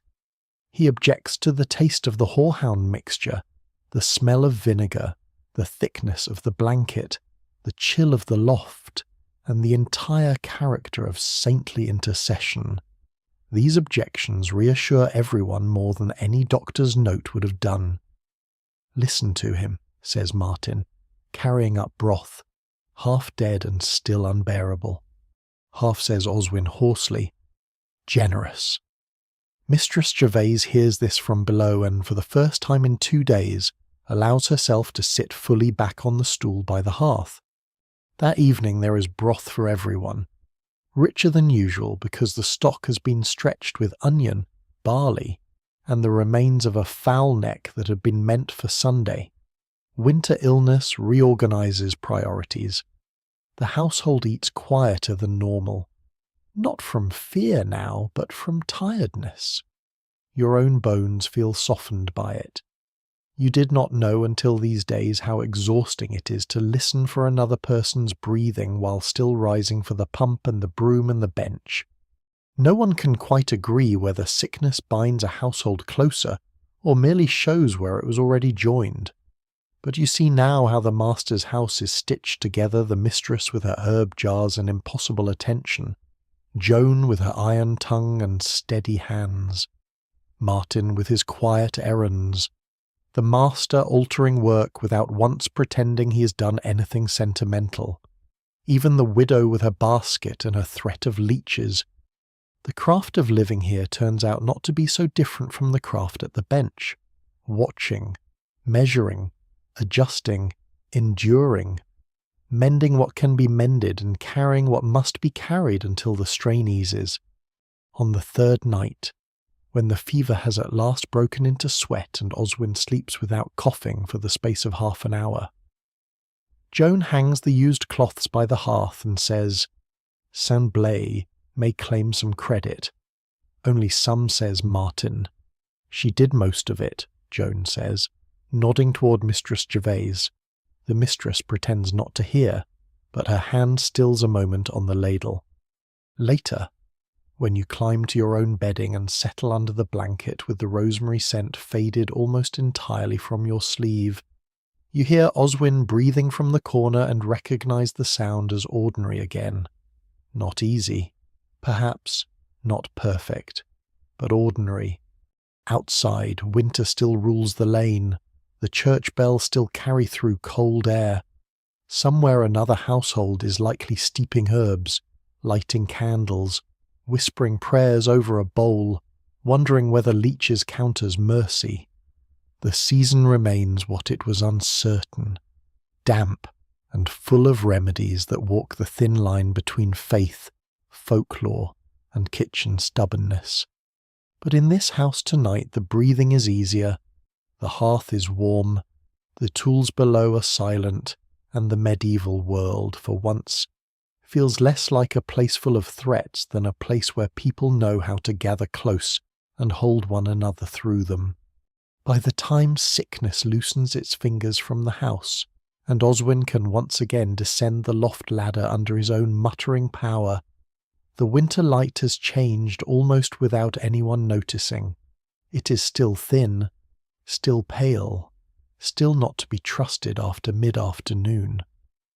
But there are moments now when it lingers a little longer on the workshop bench, and once or twice a drop from the eaves falls with the wet sound of thaw instead of the hard click of frost. The town has not grown gentle. Medieval towns rarely do, yet something in the air has shifted from endurance toward expectation, and with that shift comes danger of a different kind. Until now you've been useful in the ways that leave no mark of your own.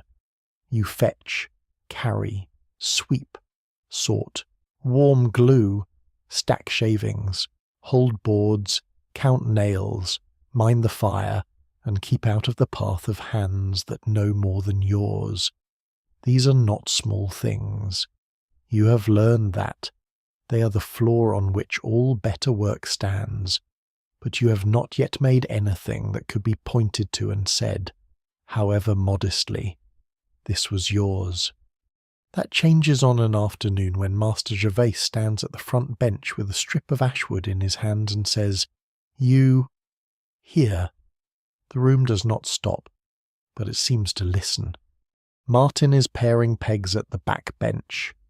Oswin, thinner now after his fever and in a correspondingly worse temper, is fitting a hasp to a chest lid with more attention than cheer. Joan is at the table near the inner door with her mending basket and a pair of hose turned wrong side out across her lap. Mistress Gervase moves somewhere beyond with the sounds of a pot and a cupboard and measured domestic authority. Yet the master's voice alters the grain of the hour. You go to him at once. On the bench lies a small stool frame, plain and sturdy, Not fine work for a merchant's hall or a carved piece for some lord's chamber, but the kind of thing every decent house needs in weary numbers: a stool for a hearthside, for a bed corner, for a child, for a bucket, for all the humble uses by which life holds itself off the floor. 3 parts of it have already been made. 2 rails are fitted, 1 leg is smoothed and ready. The 4th piece lies beside them, marked and planed, waiting. Master Gervais taps the wood once. You will finish the shaping on this leg. You stare at the piece as if it might be about to reveal a trapdoor. Not the whole stool. Of course, not yet. You're not being handed a masterpiece or trust enough to bankrupt the household if you fail. But this is no broom, no bucket, no rag. This is wood that will remain wood in the world after your hand has passed over it. A real piece of the thing. No one can quite agree whether the first task given alone in an apprenticeship is meant as encouragement, examination, or entertainment for the older apprentices. Likely it serves all 3. Master Gervais lays out the tools without flourish: a small plane, the knife, the square, the measure cord, a narrow chisel, and a rasp that looks simple until you hold it and realize it has the soul of an argument. He indicates the leg already finished. Match that. You pick up the completed piece and run your fingers along it. Smooth, slight taper, edges softened but not rounded foolishly. One end tenoned to fit the seat rail. It is ordinary only in the way a well-sung psalm is ordinary, so familiar that people forget how much discipline keeps it true. The master points. No haste. If you spoil it by enthusiasm, you can spend the evening explaining yourself to the woodpile. This, coming from him, counts as both warning and kindness. He sets you at the side bench where the light is decent and the chance of interfering with wiser men is limited. Martin glances over once, then returns to his pegs. Oswin says, without lifting his eyes, "If it comes out with 5 sides, we'll call it innovative." Joan threads her needle and says, "If it comes out at all, I'll call it a feast." You would bristle, but the truth is your stomach has already become too occupied with nervousness to leave room for pride. You begin with measuring because you have learned enough by now to know that most bad work is born before the cutting. The finished leg lies beside the blank. You compare lengths, sight the taper, check the shoulder where the tenon begins. The master watches without hovering, which is somehow more unnerving. To be corrected at every motion would be easier. Silence suggests trust, and trust is heavy. You mark the line with the gauge, better than your first awkward attempts weeks ago. Not perfect, but steadier. You deepen it with the knife and hear, in memory, Master Gervais's voice not carving, guiding. Your hand obeys more cleanly this time. The first pass with the plane is the true test. You set it wrong at first, too eager at the push, and the blade bites with a rude chatter instead of a clean whisper. Not ruined, but warning enough. Heat floods your face. Before panic can complete its work, the master says only, "Again." Let the tool do the cutting. You swallow and try again. This time the plane runs cleaner. A pale curl rises and spills away over the bench edge, then another. The ashwood smells fresh and faintly sweet, lighter than oak, with a brightness in it that almost feels spring-like despite the cold day outside. You plane a little, check, plane again. Every few strokes you lay the finished leg beside the one you're shaping. Compare, adjust, breathe. Around you the workshop keeps its own low music, the dry bite of Martin's knife, the tiny iron knocks from Oswin's bench, Joan shaking thread smooth between her fingers, the soft hiss from the glue pot near the brazier. Somewhere outside in the lane a cart passes, slower now because Thor has turned the ruts to treachery. From the church tower the hour sounds dull through damp air. The town goes on, yet at your bench the world narrows to wood, edge, line, and fear held just short of disaster. Even now, it is hard to tell whether attention feels more like peace or strain. You shift to the rasp for the softer shaping near the lower taper. Its teeth bite with a scratchy insistence that raises dust and your own pulse together. You remember at once why the master chose ash and not something dearer. Ash forgives a little, a little. You work with caution bordering on prayer. Some swear the first piece an apprentice shapes should be touched once to the workshop threshold before fitting, so bad luck walks out of it. Others say this is nonsense invented by boys who wanted to postpone judgment, yet you notice, when Martin thinks no one looks, that he taps each new peg twice against the bench edge before setting it in the finished box. Habit, perhaps, or charm. In workshops, such distinctions matter less than people pretend. Halfway through, the master lifts your piece, sights down it, and says nothing. Then he hands it back. This silence is worse than mockery, but also, perhaps, better. Joan looks up from her mending and says, "If he says nothing, you're not dying." "Yet," says Oswin. Martin says, "That still improves the odds." You almost laugh, which helps. The hand loosens. The rasp goes truer after that. When the shaping is done, the tenon must be paired. This is where your nerves return in full. A badly planed face may be corrected. A clumsy tenon shoulder announces itself forever. Master Gervais comes at last to stand beside you, not to take over, but to watch close. "Here," he says, pointing with the knife. "Not beyond." The shoulder wants to sit clean. You pair a shaving, then another. He does not stop you.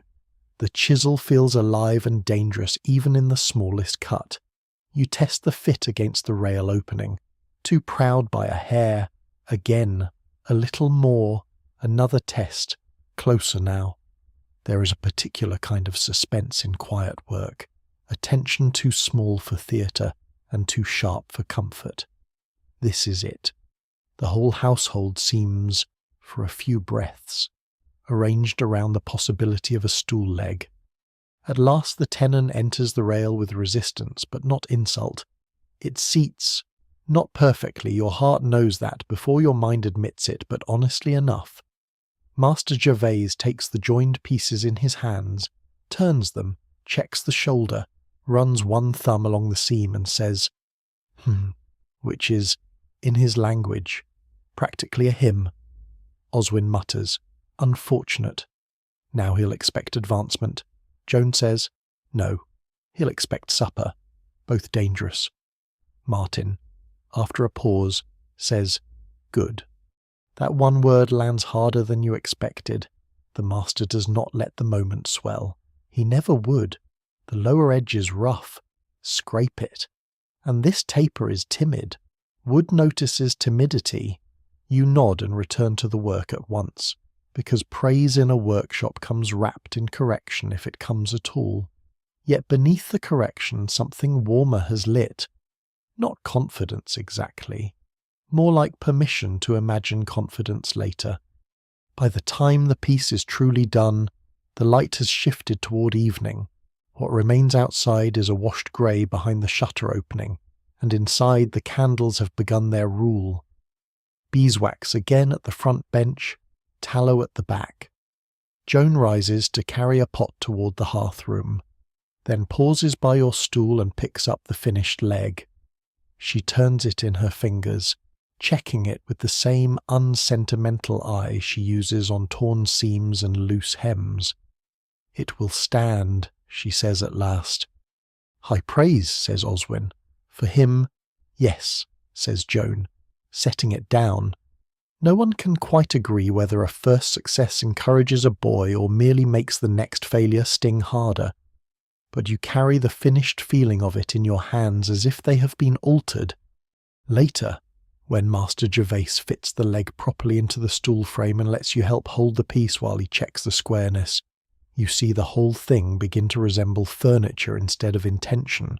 4 legs, rails, structure, a thing that will stand under a person's weight and not apologize, a thing that may outlast you if no one leaves it in damp corners or near foolish children. The master sets the frame down on the floor. It rocks once, only slightly. He adjusts the foot with 2 cuts so quick you barely see them, sets it down again. Still, there it is, a stool frame, plain, honest, and 1 leg of it, however modestly, shaped by you. The room seems suddenly bigger and quieter at once. Outside, the lane murmurs with early evening traffic. A dog barks. Somewhere the church bell begins another hour. Joan has gone to the hearth. Mistress Gervais calls for the water bucket. Martin is bundling shavings for the morning fire. Oswin is putting away the hasp tools. The whole ordinary medieval world continues in its old useful way, but for 1 breath, 1 bright inward breath. The craft stops being something done around you and becomes something you have entered. That is dangerous too, in its way. Because once a boy feels the first true satisfaction of making a thing that stands, he begins wanting more of it. He begins thinking ahead of his station. He begins wondering what else his hands might one day shape if given years, light, patience, and fewer older apprentices with opinions.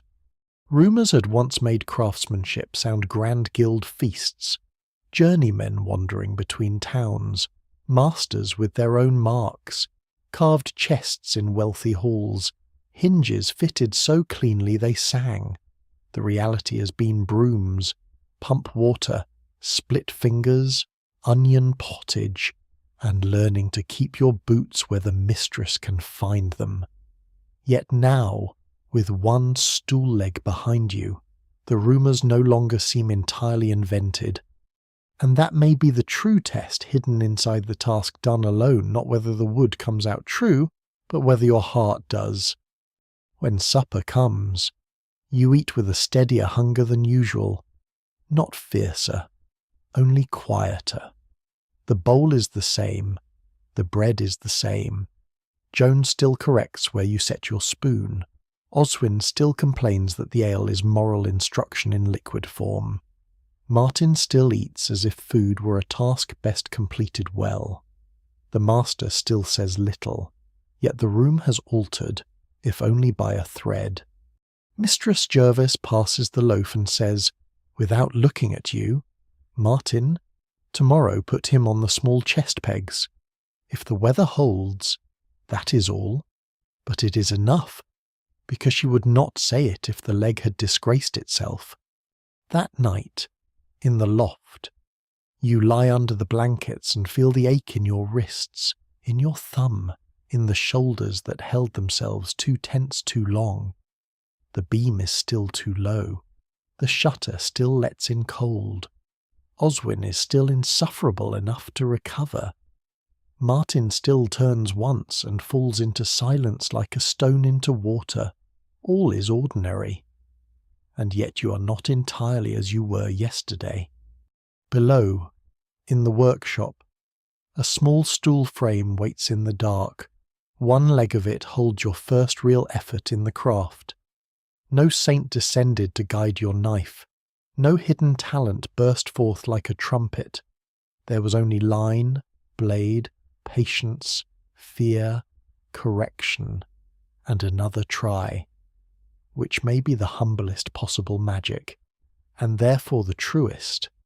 You close your eyes with the smell of wood dust still in your sleeve and the shape of that finished leg bright in memory. And for the first time since entering the town gate, you begin to believe that one day your hands may indeed deserve to belong in this life. The days after your first true piece of work do not suddenly grow easier, which is perhaps just as well. Ease might have made you foolish. Instead, they grow denser. The workshop does not fling open its arms and declare you transformed. The pump still bites in the morning. The broom still waits by the wall. Nails still require counting. The mistress still knows exactly when someone has tried to leave damp boots too near the fire. Yet beneath all of that, something subtle has shifted. Your hands are watched differently now, not trusted, not fully, but considered. And into that small widening of your place comes the wider world itself, as it always does in a town not by invitation, but by rumour, weather, trade, and the endless arrival of people with mud on their hems and stories in their mouths. It begins one afternoon in late winter when the sky hangs low and pale and the roads outside the gate are half thaw, half memory. The workshop shutter is open to the lane, letting in a grey light that shows every shaving and tool mark with merciless honesty. Master Gervais is checking a chest lid near the front. Martin is trimming pegs. Oswin, fully recovered and correspondingly unbearable, is sorting a basket of iron fittings with the air of a man personally wronged by hinges. Joan sits just inside the house door with a basket of linen and thread, close enough to the workshop to hear everything worth hearing, and twice as much that is not. You are smoothing the edges of a little stack of chess pegs, the sort of task given when a boy has proved that he can shape small things, without instantly declaring independence when a shadow fills the shutter light. A traveller stands there. Not a grand pilgrim in velvet badges and foreign speech. Not a knight glittering with harness and absurdity. Just a man in a weather-dark cloak with road dust dried along the hem, boots crusted to the ankle, and a satchel slung crosswise over one shoulder. His beard is wind-worn. His cap carries a little pewter scallop shell, and at his belt hangs a leather purse, a bone-handled knife, and a rosary knotted so many times it looks almost like a rope for climbing heaven. He asks, "Master Gervais." The master looks up only once before saying, "If you've come to sell relics, try the lane by the church. They're more charitable there." The traveller smiles, which improves his whole face. No relics, only hinges. If the road has not ruined my judgment, that brings him in. It turns out he is a merchant's factor of sorts, or perhaps simply a useful man with enough miles under him to make exact titles unnecessary. He has come from 2 towns east, carrying letters, tallies, and the sort of requests that move quietly between workshops: a parcel of fittings wanted, a chest lock to be altered, a message passed from one master to another about timber prices, road conditions, and whether the spring fairs will be early or delayed by mud. Such men travel the arteries of the world while staying obscure enough to pass through most doors. They know where bridges are out, where toll-keepers have grown greedy, where abbeys give clean lodging, where plague was rumoured last autumn, where a guild in one city has quarrelled with another, where wool is cheap, where iron is dear, where saints are proving fashionable this season. In short, they carry the world in pieces. Master Gervais deals with him in the front while you and the others go on working. Yet no one is truly working in the same way anymore. An outsider in the workshop is like a bell rung in the mind. Attention spreads. Even Joan's needle slows. The traveller sets his satchel down and unrolls a packet of papers tied in cord. There are wax seals, smudged writing, and one folded letter with a merchant's mark on it. Ink-stained scribes have turned distant wants into these little sheets, and now they travel through mud and frost to become actual hinges and pegs and locks in actual hands. It is odd to realise how much of the wider world rests on ink and patience. No bridge at Elmridge yet, the traveller says while Master Gervais checks a tally. Still taking carts through the ford, and if the thaw deepens another week, they'll lose half the axle pins in the river. Then the smith will prosper, says the master. The smiths always prosper, Joan says from the doorway, only because everyone else breaks. The traveller laughs softly and glances her way. Wisdom in this house. Only where the women stand, says Joan, without lifting her eyes. The man's gaze passes over the workshop then, over Martin, Oswin, and finally you, apprentices. Unfortunately, says Oswin. Usefully, says Master Gervase. That one word warms you more than the brazier has all day. The traveller tells of roads half flooded and monasteries crowded with pilgrims ahead of spring, of a fair in a market town beyond the river where ribbon sellers from the south had arrived in carts bright as saints' windows, of a Cooper's Guild dispute that turned into 3 days of shouting and one overturned ale barrel, of a chapel said to hold a relic so doubtful that even the local priest refuses to describe it specifically. Some swear it is a saint's finger bone, others say it is sheep. Those who tell the tale never fully agree, but people line up to see it all the same, which seems to be the usual arrangement between relics and the public. You try not to stare as you work. But stories like these are not easy to take in calmly when your life has become so bounded by pump, bench, hearth, and loft. They open windows in the mind where none were before. If there are roads beyond your road, towns beyond this town, workshops beyond this workshop, then perhaps apprenticeship is not only a narrowing into labour, but also a path outward through it. The traveller notices your attention eventually. You've the look of one who's measuring roads already, he says. You nearly drop a peg. He's measuring pegs, says Joan. Same skill, says the man mildly. Different ambition. Master Gervase says nothing. That silence matters. Later. When the business is done and the traveller's been given a cup of ale by the hearth before taking himself onward to the inn by the east gate, he sits on the bench nearest the fire and lets the warmth thaw his boots into something like human companionship. Mistress Gervase brings bread because no one in the house, however practical, believes in letting road-worn men talk on an empty stomach if useful news might still be in them. This is when the true flood begins. Not dramatic stories of kings, not battles. Those belong to heralds and alehouse liars. Instead, he speaks of towns, of guild halls with painted beams and candle smoke black above the rafters, of markets where cloth from Flanders hangs beside local wool, and no one can quite agree which cheats more elegantly, of apprentice boys in larger cities who wear their master's colours on feast days and strut like peacocks until handed actual work, of journeymen walking from town to town with bundles on their backs, seeking wages, skill, and masters worth the trouble, of bridges lined with shops, of monasteries whose guest houses keep better ale than some castles, of toll gates, of river traffic, of winter roads and spring floods, and the way one good bridge can make a whole district richer than prayer ever managed. No one can quite agree whether the wider world is more glorious or merely more crowded than home, but to a boy at a workshop bench, even crowded sounds like a form of splendour. Do many go on the road after apprenticing, you ask, before caution can stop you? The traveller looks at you over the rim of his cup.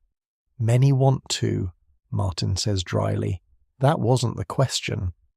The traveller smiles. Aye, many do.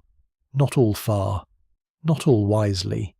Some to better masters, some because their hometown is full, some because travel seasons a man faster than sermons, some because they believe the next city will finally contain good employers, honest landlords, and warm beds, which is a charming faith, Oswin says, and does it. It contains more cities. Even Master Gervase lets out a breath that might be amusement. The traveller goes on. He speaks of wandering years, of journeymen taking their skills from one place to another, learning local habits, tool styles, joinery tricks, trade customs, the little differences by which one town makes stools and another makes chests, and a third insists both are improved by charging more. He mentions guilds too, and here the room shifts. Guilds are one of those great adult structures that apprentices hear about before they understand them. They are protection, restriction, pride, authority, feast, burden, and ladder all at once. They decide who may call himself what. They bless and obstruct with equal confidence. They host candles before saints and arguments after ale. To a boy in the first years of service, they sound both majestic and faintly absurd. Not all masters are equal in the guild, says the traveller, nor all guilds equal in wisdom, or sobriety, says Joan, or charity, adds Mistress Gervase from the hearth. The traveller inclines his head. That too. You imagine then a hall somewhere larger than this workshop, with long tables, banners, candles, polished cups, master craftsmen sitting in judgment beneath carved saints, while apprentices serve and journeymen measure one another with trained indifference. You imagine seals, marks burned into timber, rules written by ink-stained scribes, chest lids opening on hinges made by men whose names carry weight beyond one lane and one parish. The image is so vivid it nearly embarrasses you.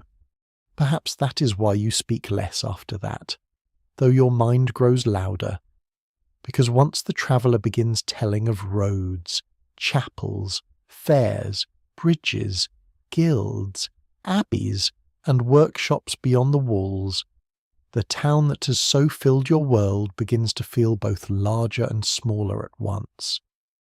Larger, because it is connected to all these places by carts, letters, boats, gossip, tolls, and trade. Smaller, because it is only one knot in a net cast over half the known world. Some swear boys should not hear too much of such things until they have learned humility at the bench. Others say hearing them is what keeps the bench from becoming a prison. Those who tell the tale never fully agree. When the traveller rises at last to go, he tightens his cloak and takes up his satchel again. The shell badge on his cap catches the light from the hearth. He thanks the mistress for bread, the master for ale, and then, at the door, he pauses. To the East Road by midsummer he says to no one in particular, and perhaps to you most of all, the Ashwoods are better. To the south, the markets are richer.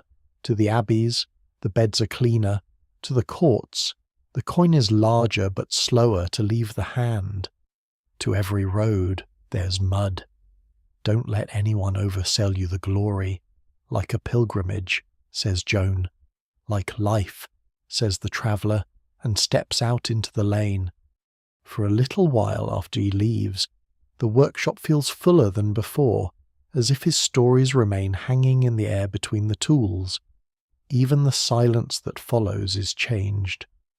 Master Gervase returns to the bench, Martin to the pegs, Oswin to the fittings, Joan to her needle, you to your own task. But now every hinge, every chest rail, every packed parcel that may one day leave the shop seems to point outward toward roads you have not seen. That night, after supper, Martin says quietly while rolling his blanket, "Don't let road talk make you stupid. I wasn't. You were." That is becoming a habit with him. He lies down, folds one arm beneath his head, and adds into the dark. Still, there are worse things than thinking ahead. From the far side of the loft, Oswin says, name 3. Bad glue. That's 1. Wet boots. That's 2. Marriage before skill. Joan's voice floats up from below where she's banking the hearth. At last, wisdom. You smile into your blanket. The shutter crack shows only a little slice of night sky and the black roofline opposite. Yet in your mind the world is wider than it has ever been. Roads leading east through thawing woods, fairgrounds strung with coloured cloth, abbey guest houses with cleaner bedding, guild halls smoky with judgment, bridges crowded with trade, towns where no one knows your name yet, masters stricter, kinder, poorer, richer, stranger, work enough everywhere, perhaps, or nowhere. The future opens not as certainty, but as distance. And distance is its own enchantment. You lie there with the rosemary long gone from your sleeve, the little pewter saint still tucked away among your few things, and the smell of oak dust faint even now in the blanket wool. The workshop below sleeps, the house settles, the bells far off mark another hour. In the lane a dog barks once, then reconsiders existence. Somewhere, perhaps already beyond the gate, the traveller you met is crossing muddy stones toward the inn, carrying letters, prices, weather, and stories into the next day. And you, who came into this town with a bundle and a frightened silence, now begin to understand that apprenticeship is not only about being shaped by a bench and a master's hand. It is also about being placed in a current that runs far beyond the walls. The world is larger than this house, larger than this lane, larger even than this town with its bells and tolls and market mud. And one day, if your hands keep learning, and your back keeps enduring, and your heart does not become too proud or too frightened, the roads beyond it may open to you too. For now that possibility is only rumour, but rumour, in the medieval world, has always been the first form of destiny. By the time the cold begins to loosen its grip and the town's lanes stop sounding quite so sharp beneath cartwheels, you no longer wake each morning with the startled confusion of someone borrowed from another life. The loft beam is still too low. The blanket is still too thin where it matters most. The workshop dog still appears and disappears according to laws known only to himself, and perhaps one inattentive saint. Yet the strangeness has worn down under repetition. Your boots know where to stand. Your hands know the pump handle, the broom grip, the weight of the water yoke, the smell of warming glue, the exact tone of Master Gervais's voice when you're wanted, and the more dangerous tone when you're merely noticed. The days have made a shape, and you have been planned into it. This evening comes at the end of such a day neither feast nor misfortune, neither market riot nor household sickness. Just one more ordinary day of wood, breath, errands, edges, and bread. And because it is ordinary, it carries the whole truth of apprenticeship more honestly than any grand moment could. Morning began in cold. Work ran its familiar course. The church bell marked hours no one had time to argue with. Joan corrected 3 avoidable foolishnesses before noon. Ozen complained about a hinge as if it had insulted his family line. Martin said little, and was right too often. Mistress Gervais stretched the pottage with outstretching patience. The master set you to fitting a small lid cleat, corrected your knife angle twice, and then left you to it as though one day's decent work had earned at least the possibility of the next. And now at last the day narrows into evening. The front shutter has been lowered and barred. The workshop lies in candlelit half-silence, benches emptied of their urgency. Tools hang on their pegs in the order you now understand without being told saws together. Chisels wrapped, square clean. Augers wiped, plane laid on its side. Oil rag folded and tucked where no spark may court it. The brazier is banked low. A few curls of shaving remain in the dry box, waiting to become morning fire. The smell in the room is all that has made this season your own oak dust. Wax, iron, glue, damp wool near the hearth, and the dry warm scent of worked timber cooling after touch. Master Gervais stands at the front bench with the account tablet open before him. not because evenings are for leisure in a house like this, but because labour simply changes tools when the light fails. He scratches figures, pauses, rubs the stylus tip against his thumb, scratches again. The candle beside him burns straight and steady. On another stool nearby lies a small pile of finished pieces for tomorrow's work pegs, cleats, one fitted rail, things made by many hands. All passing through his final eye, Mistress Gervais sits in the house doorway between warmth and work, mending by the better of the two candles because cloth, unlike pride, rarely improves when ignored. Joan is carding flax in small patient pulls, the fibres lifting pale in her hands like fine smoke. Martin pares a last peg by the fire, not because it must be done tonight, but because he is the kind of soul who finds stillness easier when his fingers are occupied. Oswin has one boot off and is holding it toward the heat with the weary reverence of a man negotiating with leather after a long campaign. From the loft ladder hangs your cloak, drying where the day's damp has not quite left it. The room is full and quiet and lived in. You sit near the side bench with a little block of ash in your hand and a knife you've now been trusted to use without constant supervision. Trusted is a strong word. Perhaps allowed is safer. Yet the distinction matters less than it once did.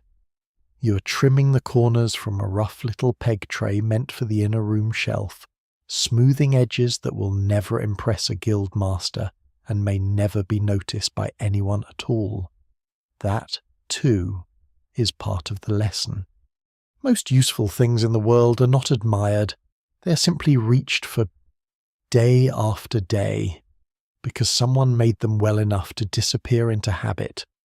No one can quite agree whether the final glory of craftsmanship lies in beauty or in use.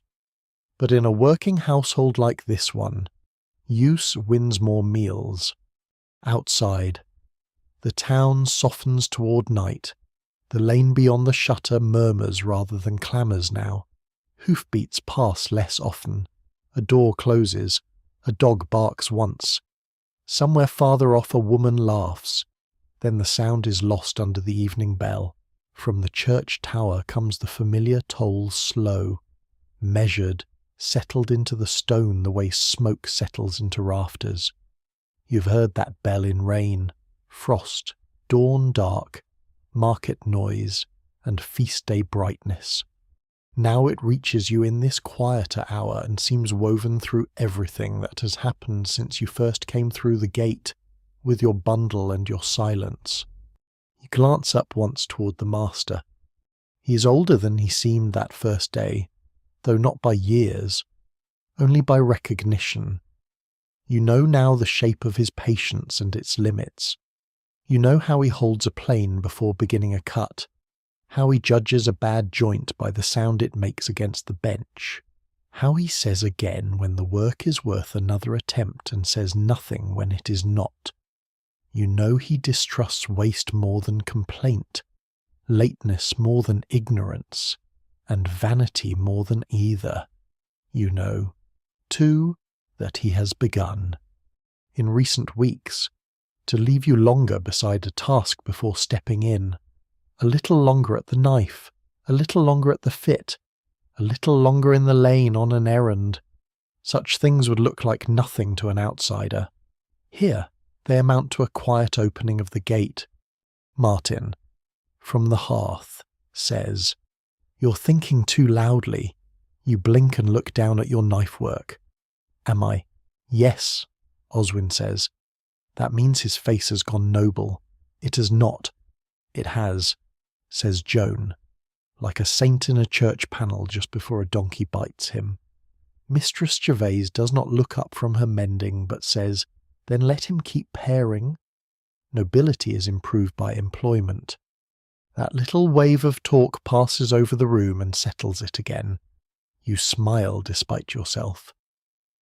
There was a time, not so long ago, when every remark in this house felt like a test or a threat.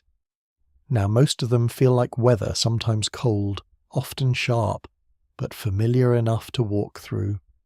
You set the tray down and run your thumb along the edge. Smooth enough. Not fine work. Honest work. The kind that earns no song and little notice, but no scolding either. In a medieval life, that is often as good as triumph. Your thoughts drift, not far, just enough. You think of the smoky cottage where you began, of your mother's hands tying your bundle and pressing the worn saint token into your palm, of your father saying mind yourself and meaning more than he would ever speak plain. You think of the first night in the loft, when the beam caught your head and the town still felt like a machine built to crush the unprepared.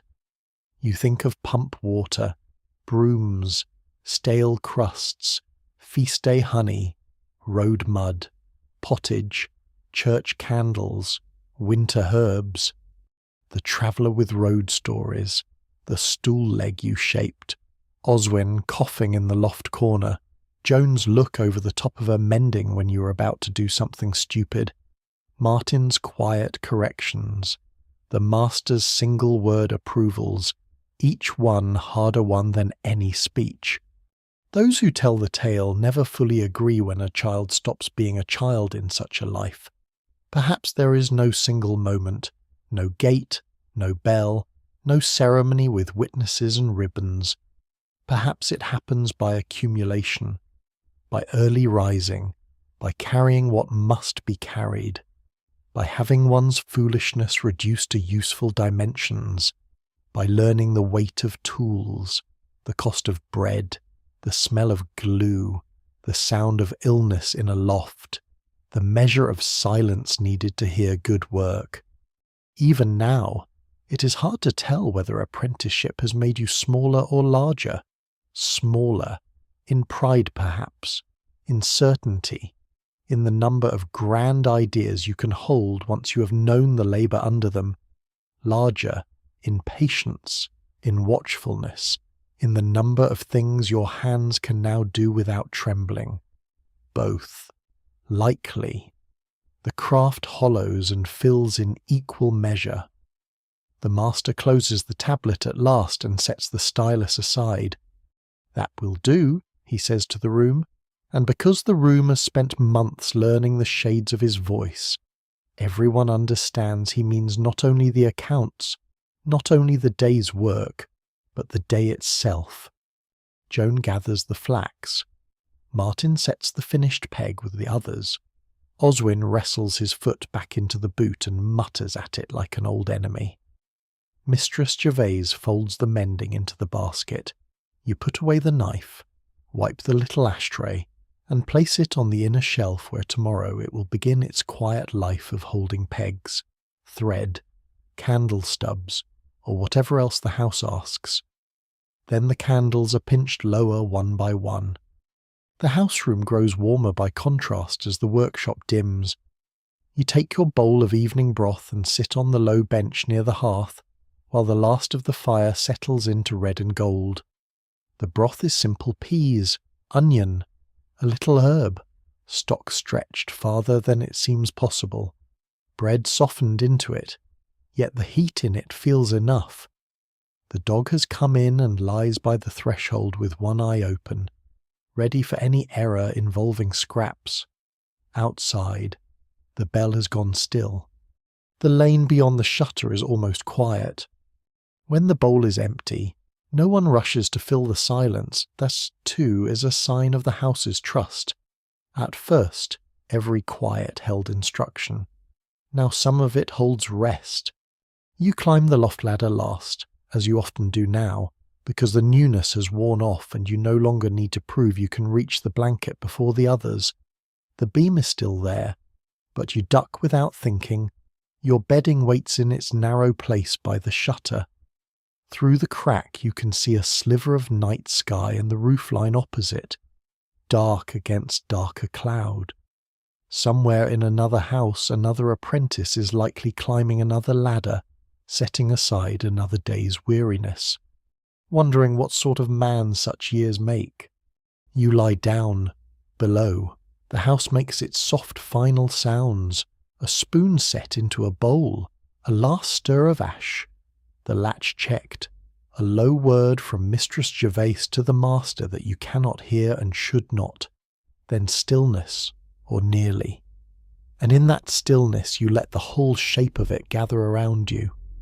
You're not yet a journeyman with roads before him, not yet a master with tools and accounts and a house under his rule, not yet marked by guild or wandering years or a bench of your own. You're still in the middle place, the narrow passage, the long obedience between being taken from one hearth and earning the right to stand at another as an equal. But this middle place has made itself known now. It has smell and sound and weight, cold pump handles, beeswax on evening air, oak under the knife, bells through damp weather, the edge of a spoon against a bowl, rushes on stone floors, wool blankets, the sting of vinegar steam, the comfort of broth, the mutter of the lane, the dry humour of people who work too hard to waste jokes, the discipline of tools, the slow, stern kindness hidden in correction, the way a household gathers in trouble and loosens on feast days, the way craft enters not in one great revelation, but in 1,000 repeated acts done until they begin to change the hand that does them. Your breathing slows. The loft is dim, the blanket rough, the air cool against your face. Yet the cold no longer feels like an enemy, only a fact. The dark no longer feels empty, only restful. Below, the hearth holds on to a little warmth for the night. Beyond the walls, the town settles under cloud and smoke. Bells quiet for a few hours, roads stretching unseen into the dark beyond the gate. And you, not yet a master, not yet anything grand, lie in the calm between labour and sleep and understand at last what apprenticeship has truly been. Not a story of glory postponed, not a punishment disguised as opportunity, not even only the learning of a trade. It has been the slow making of a self fit to endure, to notice, to obey, to shape, to wait, to care for tools and tasks and people with more steadiness than vanity. A narrowing, yes, but one that leads inward to strength. A humbling, yes, but one that leaves the hands fuller than before. The world outside remains vast. Roads, guilds, fairs, bridges, monasteries, markets, courts, patrons, towns yet unseen. All of that may still come, but for now, in this dim loft above a workshop where the day has finally gone quiet, it is enough to know that you've been changed by smaller things, truer things, and that they are beginning to hold. So the house darkens, the fire settles, the dog sleeps, the bells are silent, and the long day, with all its wood dust, smoke, cold water, bread crusts, herbs, wax, mud, and labour, folds itself softly around you until even the thought of tomorrow begins to feel less like duty and more like something you already know how to meet. Now the words lengthen and soften, and the room itself seems to draw closer, warmer, dimmer, as though the rafters above and the workshop below and the quiet town outside have all agreed, at last, to let you rest. You need not hold the tools anymore. You need not remember the measure of the peg, the fit of the joint, the order of the benches, the hour of the bell, or the price of onions in the market lane. All of that may wait kindly where it is. The hearth keeps only a low red heart now, and even that seems to beat more slowly, like something easing into sleep. The blanket settles over your shoulder with its familiar roughness, no longer unwelcome, only known. The loft beam that once threatened your head becomes just another dark line in the gentle dark. Beneath you the house is still, and beyond it the streets lie quiet under cloud and night mist. The mud cooling, the shutters fastened, the chimneys breathing faintly into the black, somewhere far off. Too far now to trouble the mind. There may yet be a bell, or a dog, or a cart on a late road, but these sounds come softened, distant, harmless. You have done enough for one day, and the day has asked enough of you. So you let the workshop fade from wood and iron into warmth and shadow. Let the town fade from clamour into memory. Let the whole medieval world soften at the edges until it is only firelight, blanket, breath, and the comforting weight of sleep drawing near, and there, in that hush. With nothing more demanded and nothing more to prove, you drift at last into a stillness as old and kind as the night itself.